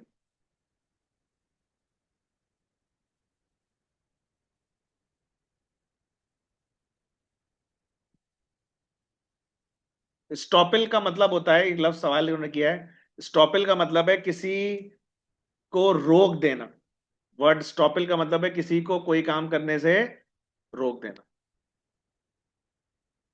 Cases are commonly referred as to be surnames of the party and the heir of decision, the person bringing the case. आमतौर पे जब केस लॉ आता है लिखा हुआ तो उसमें सरनेम से आता है, ठीक है। सरनेम समझते, जैसे मेरा फर्रुख, मेरा मिर्जा मेरा सरनेम है, ठीक है। जैसे द क्लेमेंट और प्लेंटिफ, क्लेमेंट कहते हैं केस करने वाला, प्लेंटिफ भी इसी को कहते हैं। क्लेमेंट और प्लेंटिफ एक ही लफ्ज है। क्लेमेंट और प्लेंटिफ कहते हैं केस करने वाले को, आमतौर पर उसका नाम पहले आता है। So a famous case brought by a woman called Mrs. Dongue in 1932 against a company called Stevenson and Company is referred to in textbook advice document as Dong versus Stevenson. अब Dong जो है ये थी Clement, इनका नाम पहले और इनका पूरा नाम था मिसेस डोंग, तो अब इनके सरनेम था ये डोंग, तो इनका नाम आ गया। जिसपे केस किया था वो थी स्टीवेंसन एंड कंपनी, ठीक है जी। तो जिसके ऊपर केस किया जाता है उसको कहते हैं डिफेंडेंट, ठीक है जी। सो क्लेमेंट का नाम पहले आता है, डिफेंडेंट का बाद में आता है, ब्रैकेट में वो साल आ जाता है जिसमें ये केस हुआ था। In spoken references the case is called Donoghue versus Stevenson, बोलने में इस तरह बोला था डोंगिन वर्सेस स्टीवेंसन, ठीक है जी। कोई सवाल? ये केस था, इसके अंदर एक वो था, खातून ने एक ड्रिंक पी थी तो उसमें स्नेल टाइप का ना कोई पार्टिकल्स आ गए थे कीड़े के, तो वो बीमार हो गई थी, तो वो लंबी कहानी भर लो, जब आएगा तो कभी डिस्कस करेंगे। ऐसे केसेस जिसके अंदर कोई वेजल, वेजल मतलब शिप इन्वॉल्व हो, तो उसका केस ऐसे आता है, द वैगन माउंट 1961। अब वैगन माउंट उस के शिप का नाम था जिसके आने जाने के मामले में कोई केस हो गया था, कुछ हो गया होगा डिले, अभी मुझे याद नहीं आ रहा केस, ठीक है जी। बहरहाल जो जो पार्टी केस लेके आती है उसको क्लेमेंट और प्लेंटिफ कहते हैं, और सिविल केस में उसको प्लेंटिफ कहते हैं, क्लेमेंट कहते हैं, और क्रिमिनल केस में उसको प्रोसिक्यूशन कहते हैं। जिसके खिलाफ होता है उसको डिफेंडेंट कहते हैं, क्रिमिनल में भी डिफेंडेंट कहते हैं उसको, ठीक है जी। अच्छा, उसके बाद आप केस से खुश नहीं है और आप दोबारा केस कर देते हैं, इसको हम कहते हैं अपील। तो अपील करने वाले को अपैलेंट, और उस अपील का जो जवाब देता है उसको क्या कहते हैं? रिस्पोंडेंट। केस करने वाले को क्लेमेंट, जिस पे केस किया जाए उसे डिफेंडेंट। ठीक है, ये बात खत्म हो गई। उसके बाद केस का फैसला आ गया, दोबारा केस कर दिया एक बंदे ने। आमतौर पे हारने वाला केस करता है दोबारा, आमतौर पे। बाजू का जीतने वाला भी पता है क्लेम कर देता है केस, पता है क्यों करेगा वो? ये तो समझ में आता है, एक बंदा हार गया, उसने अपील कर दी, उसको लगता है प्रॉपर डैमेजेस पे नहीं हुए। मिसाल के तौर पर एक आदमी केस जीत गया, अदालत ने कहा इनको डैमेज दिलाएं 10 लाख, उसने कहा नहीं 10 लाख तो कम है, मेरा तो नुकसान ज्यादा हुआ है, लिहाजा मैं अपील में जाऊंगा। तो बाज अक्सर 90% तो केस हारने वाला ही अपील करता है, 90%। बट कभी कभार इन रेयर केसेस केस जीतने वाला भी अपील कर सकता है, और अपील करने वाले को कहते हैं अपैलेंट, और उस अपील के जवाब यानी कि जिसके खिलाफ केस होता है उसको कहते हैं रिस्पोंडेंट। सर केस जीतने वाला जब अपील इसलिए भी कर सकता है ना शायद कि वो उसको उसके न्यायिक नियम का उसकी गुडविल का जो डैमेज हो गया वो डैमेज इसलिए। हाँ बिल्कुल, वो कर सकता है कि भाई आपने मुझ पे केस किया, मैं केस जीत गया, अब मैंने कहा यार मैं केस तो जीत गया, इतना ख्वार कर दिया आपने मुझे। समझ में आ रही कि नहीं आ रही बात? तो वो तो मैं कर सकता हूँ उसके ऊपर। अच्छा जी, statutes and delegated legislation. Statutes कहते हैं एक्ट ऑफ पार्लियामेंट, यानी कि लॉ पास करना। हमने अभी थोड़ी देर पहले पढ़ा, पार्लियामेंट इज सोवेन। सोवेन का मतलब पार्लियामेंट सबसे ऊपर है, पार्लियामेंट सबसे ऊपर है। It cannot be bound by acts of predecessors and is therefore free of to use state. अच्छा, ये अपने प्रेसिडर्स के जिम्मेदार। मैं एक बात बताऊं, जुमला बड़ा अहम है। पार्लियामेंट सबसे ऊपर है, मगर पार्लियामेंट अपने प्रेसिडर मतलब पिछली पार्लियामेंट की पाबंद नहीं है। क्या मतलब? यानी कि फर्ज कर लें 2020 में अगर किसी पार्लियामेंट ने लॉ पास किया कि नशा करना जुर्म है, मिसाल है, 2020 की पार्लियामेंट ने, 2025 की पार्लियामेंट ने आके बोला नहीं नशा करना जुर्म नहीं है, मिसाल है, तो हम ये नहीं कहेंगे भाई पिछली पार्लियामेंट ने तो किया था आप भी करें। तो लॉ कहता है भाजन, अगली पार्लियामेंट पिछली पार्लियामेंट के बनाए हुए लॉस की जिम्मेदार नहीं है। हाँ, नई अदालतें पिछली अदालतों के किए हुए केसेस को फॉलो करती है। देखिए यहां फर्क आ रहा है। जब भी अदालत में अदालत में नया केस आता है, तो आमतौर पर अदालतें पिछली अदालतों के केस को, डिसीजंस को, लिए जाने वाले फैसलों को फॉलो करती है। लेकिन पार्लियामेंट में ऐसा नहीं है, क्योंकि पार्लियामेंट सबसे ऊपर है। हर आने वाली नई पार्लियामेंट पिछली पार्लियामेंट से भी ऊपर है। समझ में आ रही बात? पार्लियामेंट के अंदर जो मिनिस्टर्स वगैरह जो भी बैठे हुए होते हैं वो किसी स्पेसिफिक पॉलिटिकल पार्टी से हो, तो जो लॉ कौन? जी जी जी। जी, तो जो लॉज वो अपने टेंडर में बनाते हैं और फिर उसके बाद कोई दूसरी गवर्नमेंट आ जाती है, कोई और लॉज बनाती है और फिर वो आ जाते हैं, तो वो अपने प्रीवियस बनाए हुए लॉज को फॉलो करेंगे या जो प्रीवियस पार्टी बनाने के लिए उनके लॉज को? इनका सवाल ये है कि मिसाल के तौर पे पार्लियामेंट ए ने कोई लॉ बनाया, पार्लियामेंट बी ने आके उसको चेंज कर दिया, फिर ए वाला दोबारा सी में आ गया, यानी कि एज अ दोबारा टेन्योर में आ गया। तो अब उसको फॉलो, तो वो भाईजान जब भी वो आएगा ना, वो मौजूदा लॉ को फॉलो करेगा जो पिछला बना के गया है। अगर उनको वो पसंद नहीं है, they have to change the law. मिसाल के तौर पे आप आपका नाम है पार्टी ए। क्या नाम है आपका? पार्टी ए ने हुकूमत बनाई 2025 में, पार्टी ए ने हुकूमत बनाई 2025 में।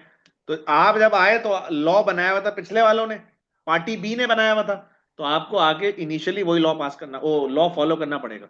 अगर आप उससे हैप्पी नहीं है तो आप नया लॉ पास करें। उसके लिए आपको चाहिए पार्लियामेंट में मेजोरिटी, नहीं 2/3 नहीं, 50+। अब मैं इसका भी फर्क बता दूं, आम लॉ पास करने के लिए चाहिए 50+। आम लॉ पास करने के लिए चाहिए, कॉन्स्टिट्यूशनल चेंज के लिए चाहिए 2/3 majority. There is a difference. तो अभी जो तरमीम आई, ये थी आईनी तरमीम। अभी सुना ना आपने 27वीं कौन सी आई? 27वीं आईनी तरमीम, इंग्लिश में कहते हैं 27th कॉन्स्टिट्यूशनल अमेंडमेंट। जो कि कॉन्स्टिट्यूशनल अमेंडमेंट होती है उसके लिए आपको चाहिए 2/3। जो बाकी लॉ पास करने के लिए चाहिए होती है 50+, सिंपल मेजोरिटी जिसको कहते हैं। ये सवाल ऑनलाइन बच्चे का सवाल है, जवाब दे दूं मैं। सर स्टडी हब में स्पेसिफिक परफॉर्मेंस के बाद लिखा हुआ है, स्ट्रक्चर तो बता दिया मैंने, ये तो बता दिया मैंने। अच्छा ये पहले पुराना ही सवाल है। ये आपका अफजाल क्लियर हो गया ना, जवाब दे दिया था मैंने इसका।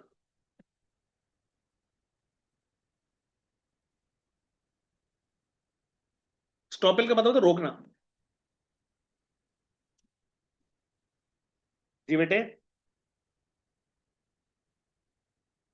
अच्छा ये इनका सवाल आया है बड़ा इंटरेस्टिंग है जी। पार्लियामेंट के पास और आसान इसको अगर मैं सवाल करूं तो पार्लियामेंट के पास ज्यादा पावर है, किंग के पास पावर है? तो आप वो बिल पासिंग का प्रोसेस देख लें, फिर आपको समझ में आ जाएगा। क्योंकि पार्लियामेंट से गुजर के किंग के पास जाता है, तो आखिरी स्टेप किंग है। हाँ तो किंग अप्रूव नहीं करेगा तो पार्लियामेंट, क्योंकि वहां जो जो है ना वहां पे कॉन्स्टिट्यूशनल मोनार्की है यूके में। तो किंग अगर पास नहीं करेगा तो पार्लियामेंट का लॉ पास नहीं होगा। लेकिन आमतौर पर किंग करता नहीं, उसके खिलाफ जाता नहीं। मैं अभी आपको वो दिखा दूं ना, फिर आपको समझ में आएगा। लेकिन प्रैक्टिकली ऐसा होता नहीं है ना, क्योंकि अगर किंग पास नहीं करेगा तो किंग के ऊपर वो सवाल उठ जाएगा अपोलिटिकल। समझ में आ रही बात कि नहीं आ रही? असल में मैं बताता हूं उसका जवाब। मुझे जरा वो उसका स्टेप्स समझाने दें, ये ज्यादा हो रहा है। देख लें, बंद करके दोबारा खोल लें, जगह बदल लें। ये असल में एक ही चल रहा है अब इस वक्त ना। ये बंद कर देंगे ना तो वो हो जाएगा, सफोकेशन हो जाएगी।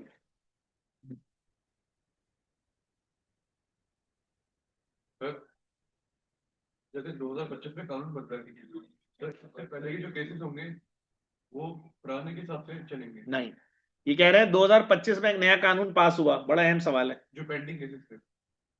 हाँ 2025 में एक नया कानून पास हुआ।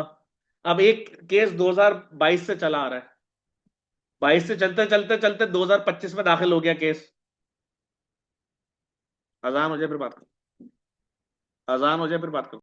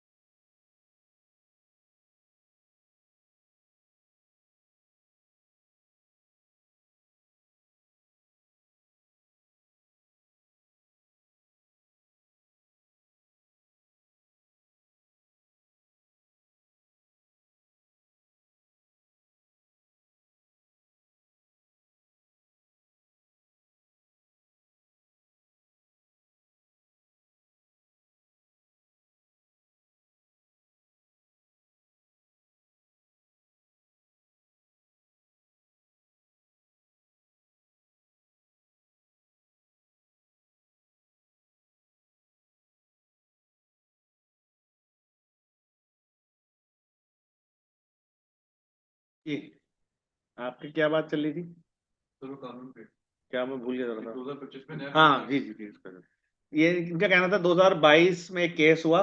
अब केस चल रहा है, चलते चलते 22, 23, 24, 25 आ गया, 25 में भी केस चल रहा है, 25 में नया लॉ पास हो गया। तो भाई मौजूदा लॉ अप्लाई होता है। क्या अप्लाई होता है?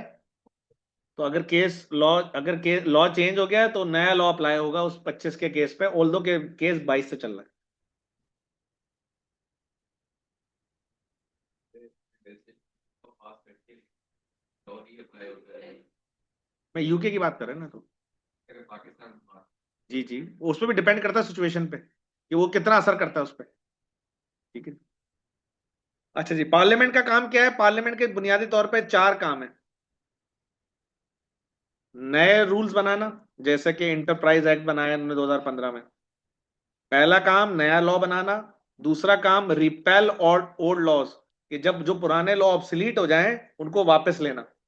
तो मैं बता रहा हूं पार्लियामेंट चार तरह के काम करती है लॉ से मतलब। एक, नया लॉ बनाना। दो, पुराने लॉज को खत्म करना। तीसरा, Codify case law into statutory form, यानी कि जो पिछले केस लॉ हुए थे बहुत सारे, उनको रिटन फॉर्म में ले आना। कोडिफाई मतलब उनको रूल्स की शक्ल दे देना। यानी कि हमने किया ये कि जजेस को बहुत मसला हो रहा था, जज के सामने 1000 केस थे, 1000 केस को सामने रख के फैसला करना पड़ा था। पार्लियामेंट ने क्या काम करते हैं, इसको हम पॉइंट बाय पॉइंट कोडिफाई के कोड बना लेते हैं। यानी कि आसान लफ्जों में पिछले केसेस की बुनियाद पे कोड बना लेते, रूल्स बना लेते, ताकि रूल्स को फॉलो करना आसान है। चौथा काम है कंसोलिडेट एग्जिस्टिंग लेजिस्लेशन, यानी कि दो अलग अलग लॉज थे उनको मिक्स करके एक तीसरा नया लॉ बनाना। कंसोलिडेशन पढ़ा है ना आपने, दो इनकम स्टेटमेंट मर्ज करके इनकम स्टेटमेंट, तो दो अलग अलग लॉज हैं, उनको मर्ज करके नया तीसरा मर्ज लॉ बनाना। ये चार बड़े काम है पार्लियामेंट के। Statutes are set of rules and regulation formulated and imposed by, यानी कि स्टैट्यूट्स कहते हैं उन रूल्स एंड रेगुलेशन को जो किसने बनाए, पार्लियामेंट ने बनाए। ये है लेजिस्लेटिव प्रोसेस। इसमें क्या होता है, सबसे पहले हाउस ऑफ कॉमन, फिर हाउस ऑफ लॉर्ड्स, और फिर जो आप मैं आप कहते हैं द क्राउन, क्राउन के पास जाता है। अब इसको तफसील से पढ़ लेते हैं। सबसे पहले क्या होता है, जो प्रोपोज स्टैट्यूट होता है, यानी कि जो हुकूम आमतौर पे हुकूमत जो गवर्नमेंट ऑफ द डे है वो जो चाह रही है, वो प्रेजेंट करती है बिल की शक्ल में। यानी कि अभी लॉ बना नहीं है, प्रोपोज्ड है, तो उसको क्या कहते हैं, बिल। मेंबर्स को इंट्रोड्यूस कराया जाता है हाउस, इधर किसी एक हाउस में, हाउस ऑफ कॉमन या हाउस ऑफ लॉर्ड में से, ठीक है। उसके बाद सीरीज ऑफ रीडिंग होती है, उसको पढ़ा जाता है, आमतौर पे 3 दफा होता है। डिबेट्स होती है, बहस होती है, कमेटीज बनाई जाती हैं, वर्किंग होती है, सब कुछ तफसील होता है। उसके बाद जब ये बिल जो है दोनों हाउसेस से अप्रूव हो जाता है, तो ये किंग के सामने प्रेजेंट होता है to get royal assent. Assent कहते हैं मर्जी, तो किंग से कहना जी आसान लफ्ज में शाही फरमान या शाही मर्जी लेने के लिए, शाही क्लियरेंस लेने के लिए उनके पास जाता है। और जब ये मिल जाता है तो फिर ये बन जाता है act of parliament. An act of parliament comes into force as such time as act itself specifies. अच्छा, उसमें लिखा होता है कमेंसमेंट डेट। बाज लॉ ऐसे होते हैं जो उस हर लॉ के ऊपर एक डेट होती है, डेट ऑफ कमेंसमेंट, ठीक है जी। तो जिस डेट जो इस पे लिखी होती है हो जाता है। बाज अवकात वो पीस मील में आता है, यानी कि पीस बाय पीस आता है। यानी कि एक लॉ बन गया, उन्होंने बोला लॉ का ये वाला हिस्सा अप्लाई होगा मार्च 2026 में, फिर ये वाला हिस्सा अप्लाई होगा जून 2026 में, फिर ये वाला हिस्सा अप्लाई होगा जून 2027 में। ऐसे भी हो सकता है, with different portions of the act coming into effect at different parts.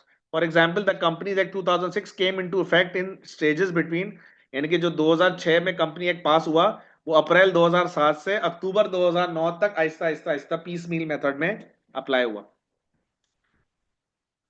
ठीक है जी, समझ में आ गया। सर बिल जो है वो हाउस ऑफ कॉमन या हाउस ऑफ लॉर्ड दोनों में से किसी एक यूके लॉ में नहीं, इसमें फर्क बताता हूँ। पाकिस्तान में पहले नेशनल असेंबली जाता है, फिर सेनेट जाता है, फिर सदर के बाद दस्तखत होने जाता है। ये सीक्वेंस हमारी है, पहले नेशनल असेंबली, फिर सेनेट। वैसे एक जगह और भी जाता है, लेकिन मैं जाहिर है वो डिस्कस नहीं कर, मुझे घर भी जाना है, समझ गया ना आप? तो नेशनल असेंबली, सेनेट और फिर सदर के दस्तखत, बाकी आप समझदार। यूके में वो कहते हैं house of common house of Lord में से पहले किसी एक पर ले जाए। अब पहले चाहे तो हाउस ऑफ कॉमन फिर हाउस ऑफ लॉर्ड, या पहले हाउस ऑफ लॉर्ड फिर हाउस ऑफ कॉमन, जाना उसमें, इसमें सीक्वेंस जरूरी नहीं है। इन दोनों के बाद जाता है क्राउन के पास। हमारे यहाँ सदर के पास जाता है, इनके यहाँ क्राउन के पास जाता है। अभी अटका हुआ था ना, समरी सदर साहब ने दस्तखत नहीं किए। अभी थोड़े दिन पहले 27वीं तरमीम में ऐसा था ना कि वो पास हो गया था, समरी बना के वजीर आजम ने सदर को भेजनी थी, तो नहीं अब खबर चल रही थी वो भेजी नहीं है समरी, पता नहीं क्या हो गया मसला। फिर उन्होंने बेरल भेज दी और उन्होंने उसी दिन हाथ के हाथ साइन करके उसको अप्रूव कर दिया। एक्सटेंशन में साइन हाँ हाँ हाँ, वो जो साइन जो नहीं हो रहे थे, सदर की तरफ से साइन नहीं हो रहे थे ना, वो तीसरा स्टेप अटका हुआ था मामला। अच्छा, पार्लियामेंट जो लॉ बनाती है ना बच्चों, वो बनाती है बेसिक स्ट्रक्चर। देखिए पार्लियामेंट बहुत महंगा पड़ता है इस प्रोसेस, यानी कि असेंबली के जो मेंबरान हैं वो बहुत स्टीम्ड लेवल के लोग होते हैं, उनका एक एक मिनट हजारों पाउंड के बराबर होता है। बराबर इन द सेंस कि यूं समझें आसान लफ्जों में कि अगर एक इलेक्शन करने पे 50 अरब रुपए खर्च हुए, तो उस 50 अरब को डिवाइड करेंगे आप 5 साल से, फिर डिवाइड करेंगे एक दिन से, तो एक बहुत महंगा निकल के आएगा। वो बहुत महंगी पड़ती है गवर्नमेंट, अरबों रुपए खर्च होते हैं गवर्नमेंट बनाने पे, इलेक्शन करने पे, फिर उसको चलाना, ये सब एक बहुत बड़ी कॉस्ट है। तो आसान लफ्जों में यूं कह रहा हूं मैं आपको कि जो पार्लियामेंट लॉ बनाती है ना, वो बेसिक स्ट्रक्चर बनाती है, मोटी मोटी बातें, तफसीलात, डिटेल्स, माइन्यूट्स, छोटी छोटी बातों पे वो नहीं जाती। वो बनाता है फिर डेलीगेटेड लेजिस्लेशन। क्या मतलब? Parliament does not have enough time to deal with all matters needing legislation and routinely delegate some matters. Parliament क्या करती है?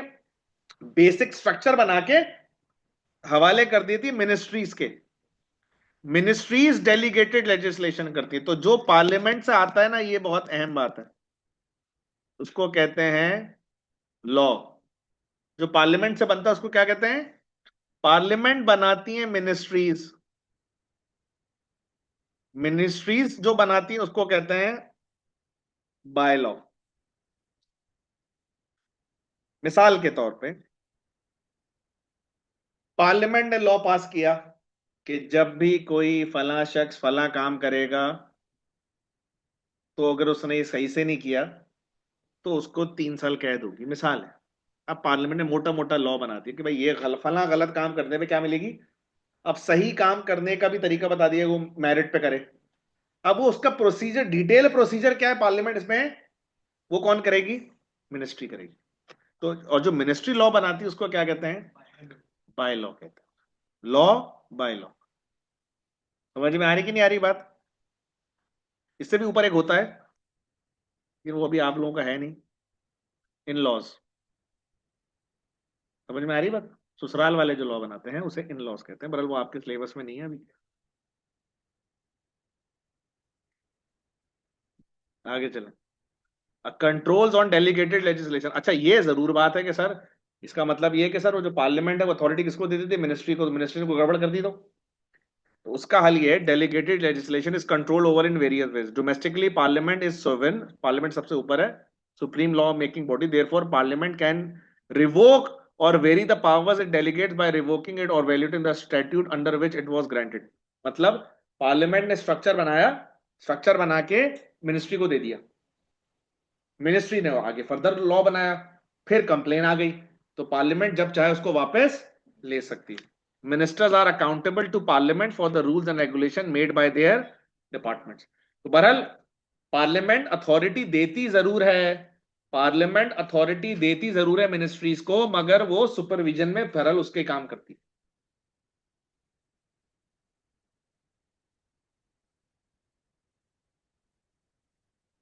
10 मिनट का हम ब्रेक ले रहे हैं, ब्रेक के बाद हम स्टार्ट करते हैं।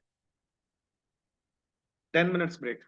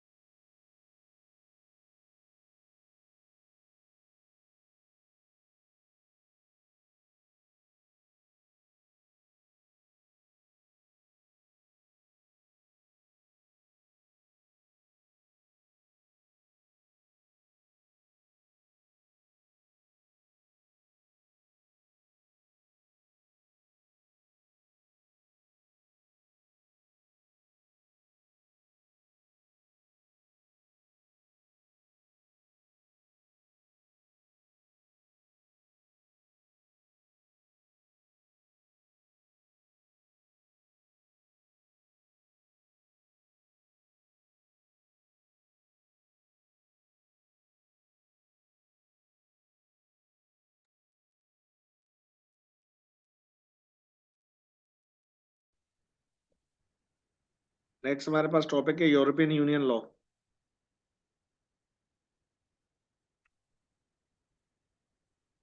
As a former member of the UK was bound by the provisions of EU treaties, European Union treaties. Farmer member इसलिए बोला कि ब्रेक्सिट के बाद, नाम सुना है ना आपने ब्रेक्सिट? ब्रेक्सिट के बाद जो है वो इंग्लैंड जो है वो यूके से और यूरोपियन यूनियन से बाहर आ गया। सॉरी, तो बहरहाल एग्रीमेंट जो मेंबर्स के थे वो चल रहे थे उनके ऊपर। तो EU law took precedence over UK domestic law. जो जो यूके डोमेस्टिक लॉ था उसके ऊपर बाज एरियाज के ऊपर ईयू लॉ जो था उसके ऊपर वो आ गया। Withdrawal agreement, the UK left the EU in 31 January 2020। UK उससे यूरोपियन यूनियन से बाहर आ गया। Under the terms of withdrawal agreement it earn into a Brexit transition period, B R British, EXIT exit, which ended 31 December. पूरा ये process चला 31 January 2020 से लेकर 31 दिसंबर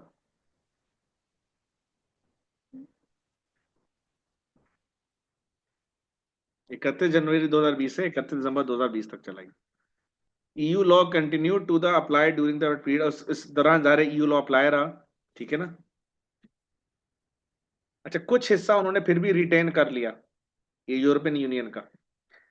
The retained EU was a snapshot of EU law. It is applied on 31st December 2020. It has 3 broad categories. अच्छा, वैसे तो वो overall तो बाहर आ गए हैं, लेकिन यूरोपियन यूनियन के कुछ लॉ का हिस्सा उन्होंने भी बरकरार रखा है। कौन कौन सा? जो domestic law relating to former EU application जो पुरानी चली आ रही हैं, मिनिमम स्टैंडर्ड वर्किंग आवर्स वगैरह। डायरेक्टली एप्लीकेबल EU लेजिस्लेशन जैसे जनरल डेटा प्रोटेक्शन GDPR, ठीक है जी, डेटा प्रोटेक्शन ये भी इन्होंने बरकरार रखी है। बाकी जो राइट्स एंड प्रिंसिपल्स हैं यूके लॉ ह्यूमन राइट्स के हवाले से, ये 1 जनवरी 2024 से इम्प्लीमेंटेड है। The first 2 categories will be known as assimilated law, यानी कि वो उसको हम एसिमिलेटेड लॉ कहते हैं, जो वो पार्ट थोड़ा सा है। The third category is repelled, वो वापस खत्म हो गई जो थर्ड कैटेगरी है। Key point, the duty of the जज in England and Wales is not to make the law but to identify, interpret and apply. देखें, बहुत अहम बात है।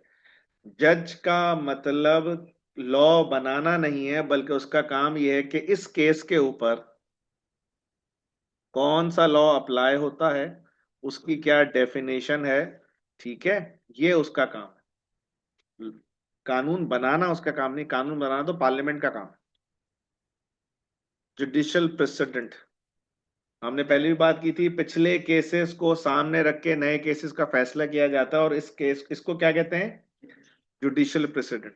अब इसमें एक लफ्ज है बाइंडिंग प्रेसिडेंट। बाइंडिंग का मतलब the court hierarchy is downward from the supreme court to the United Kingdom, formerly the House of Lords, to the court of appeal, then to high court and the lower inferior courts. तो हमने ये जुमला सुने, senior court का फैसला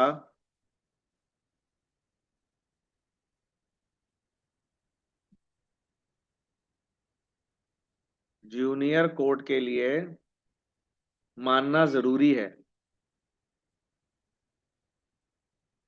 senior court का लिया गया फैसला, आई रिपीट, सीनियर कोर्ट का लिया गया फैसला जूनियर कोर्ट के लिए मानना जरूरी है, और इस जरूरी को लॉ की जुबान में, इस जरूरी को लॉ की जुबान में बाइंडिंग प्रेसिडेंट कहते हैं। बाइंडिंग मतलब लाजमी, प्रेसिडेंट मतलब पिछला केस। जूनियर्स के लिए जरूरी है कि वो पिछला केस जो कि उनसे सीनियर अदालत ने फैसला किया, उनके लिए वो मानना जरूरी है, कंपल्सरी है। कोई सवाल? When the facts of the case are sufficiently similar, a precedent set by higher court is binding on lower judges। अच्छा, facts of the case का क्या मतलब है? मिसाल के तौर पे एक किराएदार ने मालिक मकान को पैसे नहीं दिए, ये फैक्ट है। 3 महीने के नहीं दिए, ये फैक्ट है।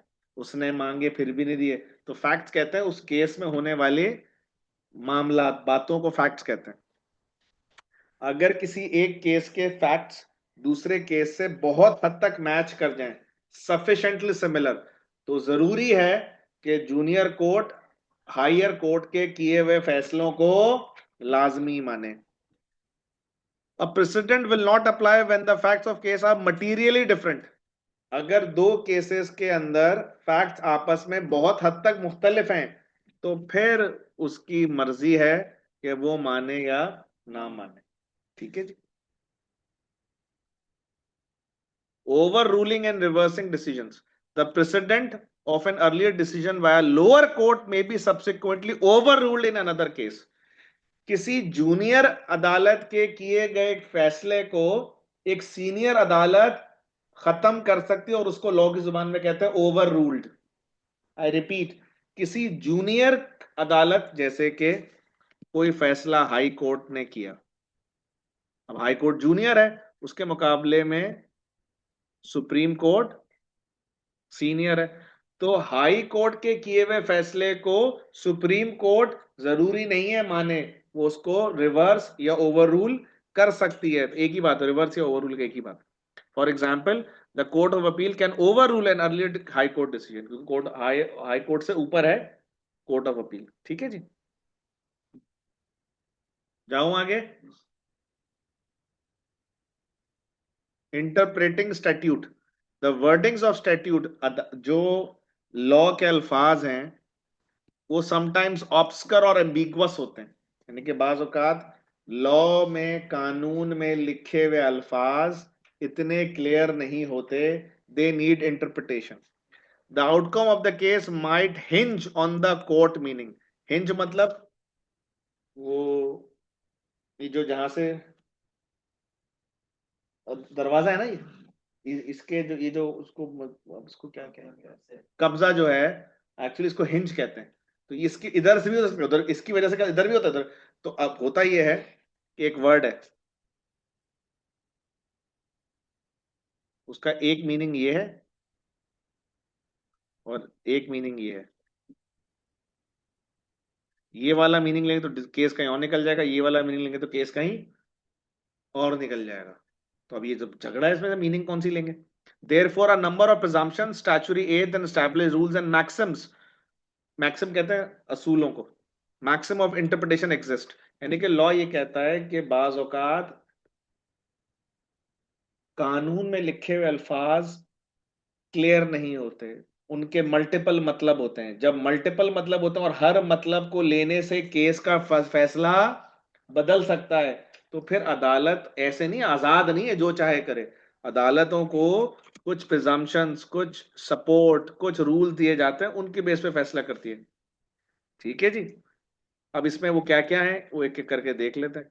सबसे पहले, द ड्यूटी ऑफ द जज is to interpret the word. जज का, मैं दोबारा बता रहा हूं, जज का काम कानून बनाना नहीं, कानून का बताना है। बनाना नहीं, बताना है। उसके अंदर सबसे पहले लिटरल रूल। लिटरल रूल क्या है, वो तो प्लेन लिटरल मीनिंग जिसको कहते हैं ना, डिक्शनरी मीनिंग। आपने जुमला कभी सुना है, सुना होगा कि यार वो मैंने देखा बंदा लिटरली वो रो रहा था, सुना होगा आपने। क्या मतलब है इसका, कि मैं महावरतन नहीं कह रहा कि वो रो रहा था, वाकई में मिसाल ऐसा होता है ना, बात एक आदमी बार बार कह रहा था, भाई क्यों रोए जा रहा है, बस कर दे, कब तक रोएगा, हालांकि रो तो नहीं रहा वो, लेकिन वो हम महावरतन कह रहे होते हैं। ठीक है जी। बट मैं अगर कहूं भाई वो वाकई में रो रहा था, मैं मुहावरा नहीं कह रहा, वाकई में बंदा रो रहा था वो, तो आप कहते हैं लिटरली। लिटरली मतलब इसको मुहावरा ना समझना। जैसे हम अक्सर बोलते हैं यार तुम्हें 36,000 दफा एक बात बोली तुम्हें समझ में नहीं आती, भाई 36,000 दफा तो कोई बोलता भी नहीं कोई बात, लेकिन इतनी दफा बोला, इतनी दफा बोला कि अब उसको हमने बोल दिया 36,000 दफा। ठीक है ना यार, 100 दफा तुम्हें एक बात समझाई, तुम्हें समझ में नहीं आती बात, तो 100 दफा थोड़ी ना बोला, बहुत दफा बोला, उसको मुहावरतन हमने 100 दफा कह दिया। लेकिन जब मैं कहूं यार लिटरली मैंने उसको 100 मैसेज किए, तो इसका मतलब मैं ये कह रहा हूं कि मैं मुहावरतन नहीं कह रहा, वाकई में मैंने काउंटिंग में 1 2 3 4 80 81 90 95 100 मैसेज किए, दैट्स कॉल बीइंग लिटरल। तो कहीं पे लिटरल रूल अप्लाई होता है, कहीं पे गोल्डन रूल अप्लाई होता है। गोल्डन रूल क्या होता है, it requires judges to avoid interpreting in such a way to produce absurd or repugnant result। बाज औकात एक लफ्ज के मल्टीपल मतलब होते हैं। मसलन एक जुमला है, it has been raining cats and dogs. क्या, इट हैज बीन रेनिंग, बहुत तेज बारिश हो रही है। अब इसका लिटरल मीनिंग नहीं लेंगे यहाँ पे, लिटरल मीनिंग का मतलब ये कि आसमान से कुत्ते बिल्ली कर रहा है, बट ऐसे तो नहीं है, तो हम कहेंगे sir here we will take the other meaning, that's golden rule. Under the purposive rule, ambiguous and uncertain words increasingly interpreted. अब जैसे I will see you, इसका क्या मतलब है? लिटरल मीनिंग का मतलब मैं तुम्हें देख लूंगा, मैं सामने खड़ा हूँ तुम्हें देख लूंगा, ये मतलब लेंगे नहीं। अब सुने, बहुत अहम बात है ये। अगर ये बात किसी लैंडलॉर्ड ने टेनेंट से कही, इसका मतलब है घर से निकाल दूंगा। और ये बात एम्प्लॉयर ने एम्प्लॉय से कही, इसका मतलब है नौकरी से निकाल दूंगा। और ये बात टीचर ने स्टूडेंट से कही, इसका मतलब है क्लास से निकाल दूंगा। एक ही जुमला है, I will see you, what is the meaning? और यही बात एक आदमी पिस्तौल हाथ में रख के किसी की तरफ गन का रुख करे, आई विल सी यू, इसका मतलब मैं तुम्हें कत्ल की धमकी दे रहा। देखिए, the words remain the same but the meaning differs as the situation differs. क्या ये बात समझ में आ रही है? सकट्स, यूके को, इंग्लैंड और वेल्स को सॉरी, 7 जियोग्राफिकल रीजन में डिवाइड किया गया है। और वो 7 रीजन ये हैं, मिडलैंड, नॉर्थ वेस्टर्न, जैसे पाकिस्तान के 5 सूबे आसान लफ्जों में, तो इंग्लैंड के 7 ज्योग्राफिकल रीजन भी कहते हैं, उसको सर्किट भी कहते हैं, ताकि एडमिनिस्ट्रेशन के पॉइंट ऑफ व्यू से। ठीक है जी। तो हर सर्किट अपने अपने उसका जिम्मेदार है। वो कौन कौन से? Midland, North Western, North Eastern, South Eastern, London, South Western and Wales. ये 7 हो गए, ठीक है भाई। जनरल हिलार का स्ट्रक्चर ये है हमारे सामने, कोड का आपके पास भी होगा। अच्छा, ये जो हाउस ऑफ लॉर्ड है, ये पुराना नाम है सुप्रीम कोर्ट। अक्टूबर 2009 में ये नाम चेंज हो गया था। ठीक है। तो हाउस ऑफ लॉर्ड, अगर आपको किसी बुक में या कहीं पे किसी जगह पे केस में लॉ में लिखा हुआ हो, house of Lord decided that, और समझ जाए सुप्रीम कोर्ट की बात हो रही है, क्योंकि अक्टूबर 2009 में नाम चेंज हो गया था। अब अगर आप गौर से देखें सीक्वेंस, अभी सिर्फ नाम बता रहा हूं। सबसे पहले है काउंटी कोर्ट, उसके ऊपर हाई कोर्ट, उसके ऊपर कोर्ट ऑफ अपील, उसके ऊपर सुप्रीम कोर्ट। ये सीक्वेंस है। ठीक है जी। अब जरा इसको तफसील, अभी सिर्फ नाम बताया, मैं तफसील दिखा दूं।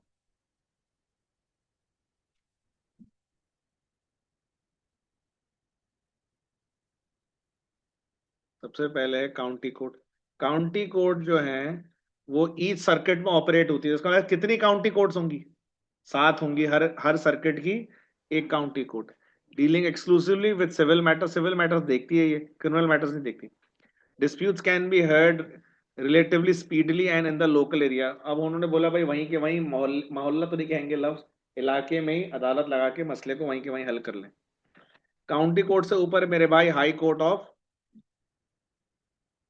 जस्टिस। उसमें क्या होता है? High court is based in London at the royal courts of justice in the strand.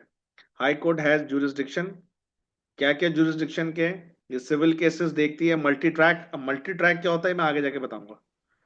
ये वैल्यूएशन से रिलेटेड है। ठीक है जी।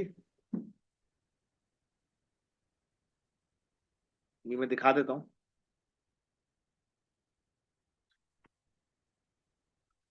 10,000 के अंदर अंदर देखिए, होता ये कि जब भी अदालत में कोई केस आता है तो उस केस में एक वैल्यूएशन होती है। मिसाल के तौर पे मैंने बोला कि जज साहब फला आदमी मेरे पैसे नहीं दे रहा, तो जज ने कहा चलो वो तो फैसला बाद में होगा, कितने पैसे हैं? उसने बोला सर 12,000। अच्छा 12,000? तो जज ने कहा जी 10,000 पाउंड तक के हम झगड़े को कहते हैं स्मॉल क्लेम, 10 से ऊपर 25 के अंदर अंदर को हम कहते हैं फास्ट ट्रैक, और 25 से ऊपर को हम कहते हैं मल्टी ट्रैक। एक आदमी ने दूसरे आदमी की गाड़ी टक्कर मार के डैमेज कर दी, खर्चा आ रहा है 17,000 पाउंड, तो क्योंकि 10 से ऊपर है और 10 से 25 के दरमियान है तो वो फास्ट ट्रैक। 32,000 पाउंड का अगर खर्चा होता तो मल्टी ट्रैक। 3,000 पाउंड का खर्चा होता तो स्मॉल क्लेम आ जाता। क्या ये एग्जाम्पल समझ में आई? अब वापस आ जाए।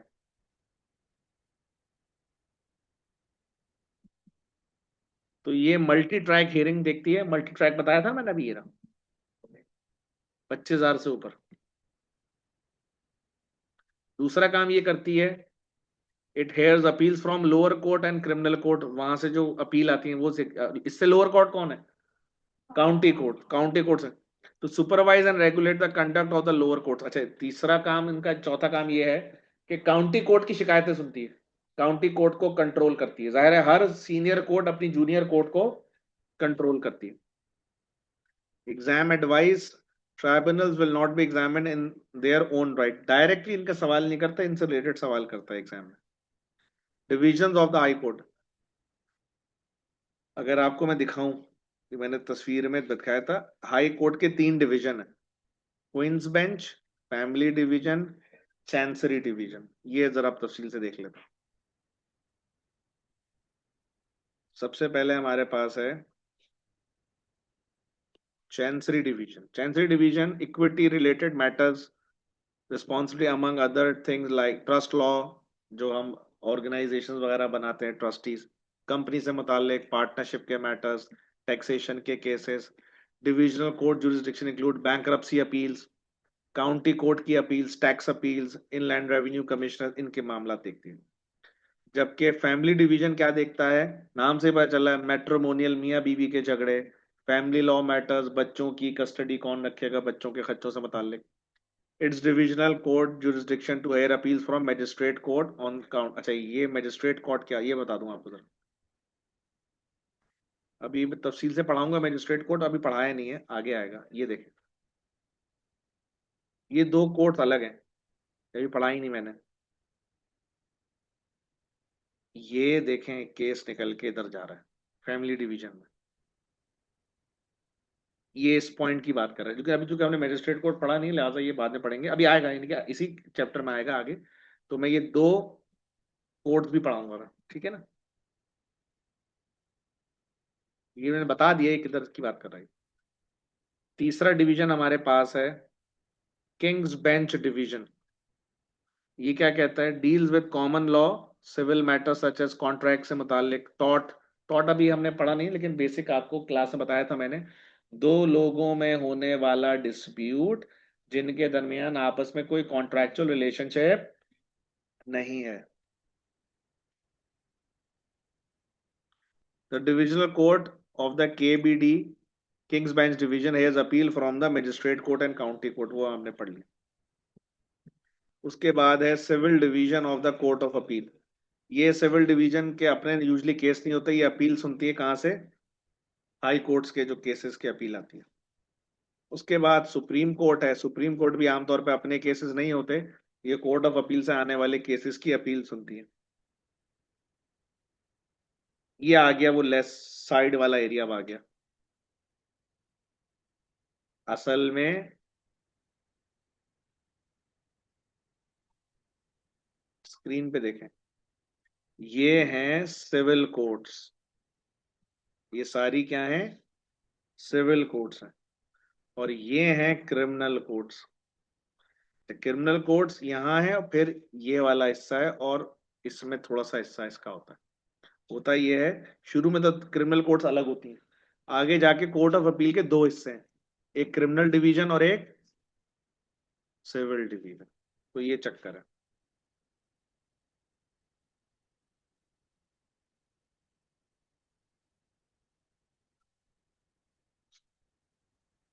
चांसरी डिवीजन का, चांसरी डिवीजन का वो भी तो क्रिमिनल केस, जी।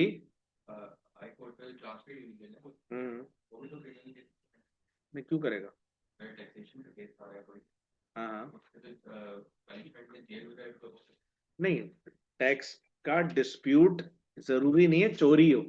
मुझे ऐसा लग रहा है टैक्स ये होना चाहिए, आप गवर्नमेंट को लग रहा है ये होना चाहिए, तो क्रिमिनल थोड़ी है। के साथ है। है। 8% individual है। नहीं, स्टेट वर्सेस इंडिविजुअल है, लेकिन इसमें जरूरी नहीं है कि इसको क्रिमिनल उसमें डालें। बाजू का टैक्स के केसेस लोगों के भी होते हैं। मिसाल के तौर पे एक काम हो रहा है, प्लॉट पे घर बन रहा है।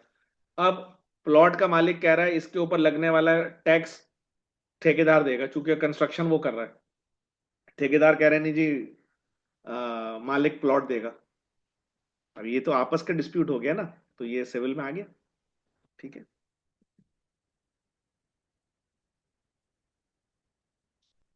अब एम्प्लॉयर की ये जिम्मेदारी कि एम्प्लॉय का टैक्स काटे, नहीं काटा।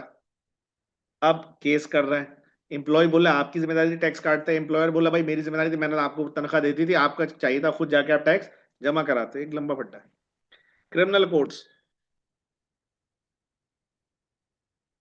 सबसे पहले इसमें हमारे पास है मजिस्ट्रेट कोर्ट। ये स्क्रीन पे अगर आप देखें ना, ये जो हमारे पास था नीचे देखें, पहले मजिस्ट्रेट कोर्ट है, उसके ऊपर क्राउन कोर्ट है। तो क्रिमिनल कोर्ट में पहले है मेरे भाई मजिस्ट्रेट कोर्ट। मजिस्ट्रेट कोर्ट देखती है लेस सीरियस क्राइम्स जो होते हैं ना, पब्लिक डिसऑर्डर, झगड़ा वगड़ा हो गया, मोटरिंग ऑफेंस, ज्यादा गाड़ी सही नहीं चलाई, ठीक है जी। तो जो थोड़े बहुत केसेस होते हैं ये, और इसके जो सीरियस केस होते हैं फिर वो हाई कोर्ट चले जाते हैं। बेल एप्लीकेशन, ये जो बेल को उर्दू में क्या कहते हैं, जमानत, ये मैटर देखते हैं। फाइन्स, जुर्माने, ग्रांट सर्च वारंट, यानी कि किसी की घर की तलाशी लेने के लिए जो सर्च वारंट होता है ये वो, ठीक है जी। Magistrate can not normally impose sentences of imprisonment that exceed 6 months. ये आमतौर पे जो सजा देते हैं ये वो केसेस होते हैं जिसमें 6 महीने के अंदर अंदर तक की सजा हो, ठीक है। और 12 मंथ्स ऑफ कंसेक्यूटिव सेंटेंसेस, या 12 महीने। The maximum fine allowed in magistrate court is now unlimited, कोई मैक्सिमम अमाउंट है नहीं। इम्प्रिजनमेंट की है 6 से 12 महीने। कौन कौन से ऑफेंसेस देखते हैं ये,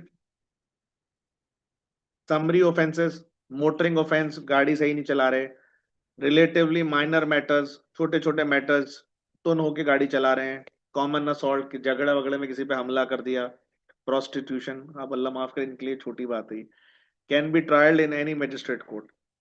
इंडिक्टेबल only offence such as murder, rape or robbery, ये क्राउन कोर्ट में ही जाते हैं, ये मजिस्ट्रेट कोर्ट में नहीं जाते। क्राउन कोर्ट ये बड़ा कोर्ट है इनके नजदीक। मजिस्ट्रेट कोर्ट कोई अच्छा, इसमें ऐसा भी होता है बाज़ औक़ात क्राउन कोर्ट में केस मजिस्ट्रेट कोर्ट से होके आता है। बाज़ औक़ात मिसाल के तौर पे एक आदमी ने दूसरे आदमी को मुक्का मार दिया, वो जख्मी हो गया, अदालत को अस्पताल चला गया। सुनना गौर से, आदमी ने दूसरे आदमी को मुक्का मारा, बंदा जख्मी हो गया, अदालत चला गया, पुलिस वाले ने इसको पकड़ के मजिस्ट्रेट कोर्ट में भेज दिया। अभी केस चल रहा था, खबर आई कि जो जिसने मुक्का मारा था ना, जिसके लगा बेचारे के, वो किडनी की साइड पे लगा, वो बेचारे की किडनी फेल हो गई या डैमेज हो गई। तो भाई उन्होंने बोला कि इस केस को मजिस्ट्रेट कोर्ट से ले जाओ किधर, क्योंकि अभी सिर्फ मुक्का नहीं है, इस अगले तो किडनी वो कर दी। अब ये कैसा आईफोन 17 प्रो मैक्स खरीदेगा बेचारा, ठीक है ना, समझ में आ रही बात। तो ये तो बहुत मसला हो गया, जख्मी तो था मगर अब इसके पास से आईफोन 17, एक किडनी तो अब एक बेच सकते हैं आप, एक तो भला रखेंगे ना, जिंदगी भी तो गुजारनी है। तो ये मसला बड़ा हो गया। Indictable offense to Crown Court, the hearing will be presided over by circuit judge or in serious cases by a High Court judge, the King's Bench Division. Key point: the basis of English law is that a person is presumed innocent unless he is found guilty. Law ये कहता है जब तक किसी इंसान पे साबित ना हो जाए हम उसे इनोसेंट ही समझेंगे। इसीलिए एक लफ्ज होता है मुल्जिम, आपने सुना होगा केसेस के अंदर, ड्रामों में, फिल्मों में, मुल्जिम फला बिन फला, मुल्जिम मुल्जिम मतलब इल्जाम है। जब साबित हो जाता तो फिर अदालत कहती है मुजरिम, जब साबित हो जाए, जब तक मुल्जिम ही है।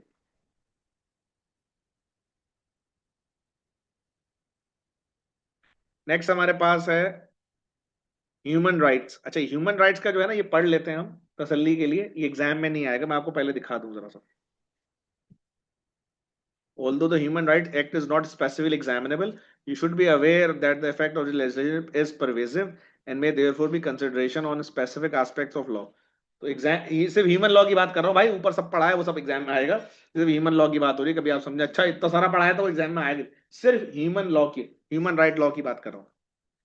ह्यूमन राइट क्या कहते हैं बच्चों, हर इंसान को हक है जिंदा रहने का, लिबर्टी आजादी से अपने फैसले लेने का, डिग्निटी उसकी इज्जत की जाए, पढ़ाई करने का उसको हक है, इक्वालिटी यानी कि बराबरी का उसको हक है कि दूसरी जेंडर, दूसरी एज, दूसरे रिलीजन के लोगों से उसमें भेदभाव ना किया जाए। द राइट ऑफ एसोसिएशन, वो किसी पार्टी को, किसी मजहब को, किसी चीज को ज्वाइन कर सके। बिलीफ, कोई भी बिलीफ रख सके। जैसे भाई लोग, कोई मोनोथिस्ट होता है, एक खुदा, कोई पोलोथिस्ट जो कहते हैं लोग कई खुदा हैं, मल्टीपल, और एथिस्ट होते हैं जो बिल्कुल ही फारिग दिमाग से वो कहते हैं जो खुदा ही नहीं है। ठीक है ना? तो फिर उसको फिर हम फ्री स्पीच। अच्छा, मजे की बात यह है, मैंने भी लॉ की किताब में किसी में डायनासोर का नहीं पढ़ा, तो मैं लॉ को नहीं मानता। मैं ये कॉन्सेप्ट दिया है जावेद अख्तर साहब ने, चूंकि मुझे कुरान में डायनासोर नहीं नजर आ रहा, लिहाजा नाउजुबिल्ला कुरान ठीक नहीं है। तो लॉ की किताब में भी डायनासोर का जिक्र नहीं है, लिहाजा लॉ की किताबें भी ठीक मत पढ़ा करें। लॉ की किताबें चूंकि वो गलत है, उसमें डायनासोर का जिक्र नहीं है। इंफॉर्मेशन, मेरा हक है कि मैं किसी इंफॉर्मेशन को हासिल कर सकूं, सीख सकूं, रिलीजन अख्तियार कर सकूं, मूवमेंट, तहरीक का हिस्सा बन सकूं, नेशनैलिटी, किसी मुल्क को नेशनैलिटी हासिल कर सकूं। ठीक है जी, ये सब इंसान का राइट है।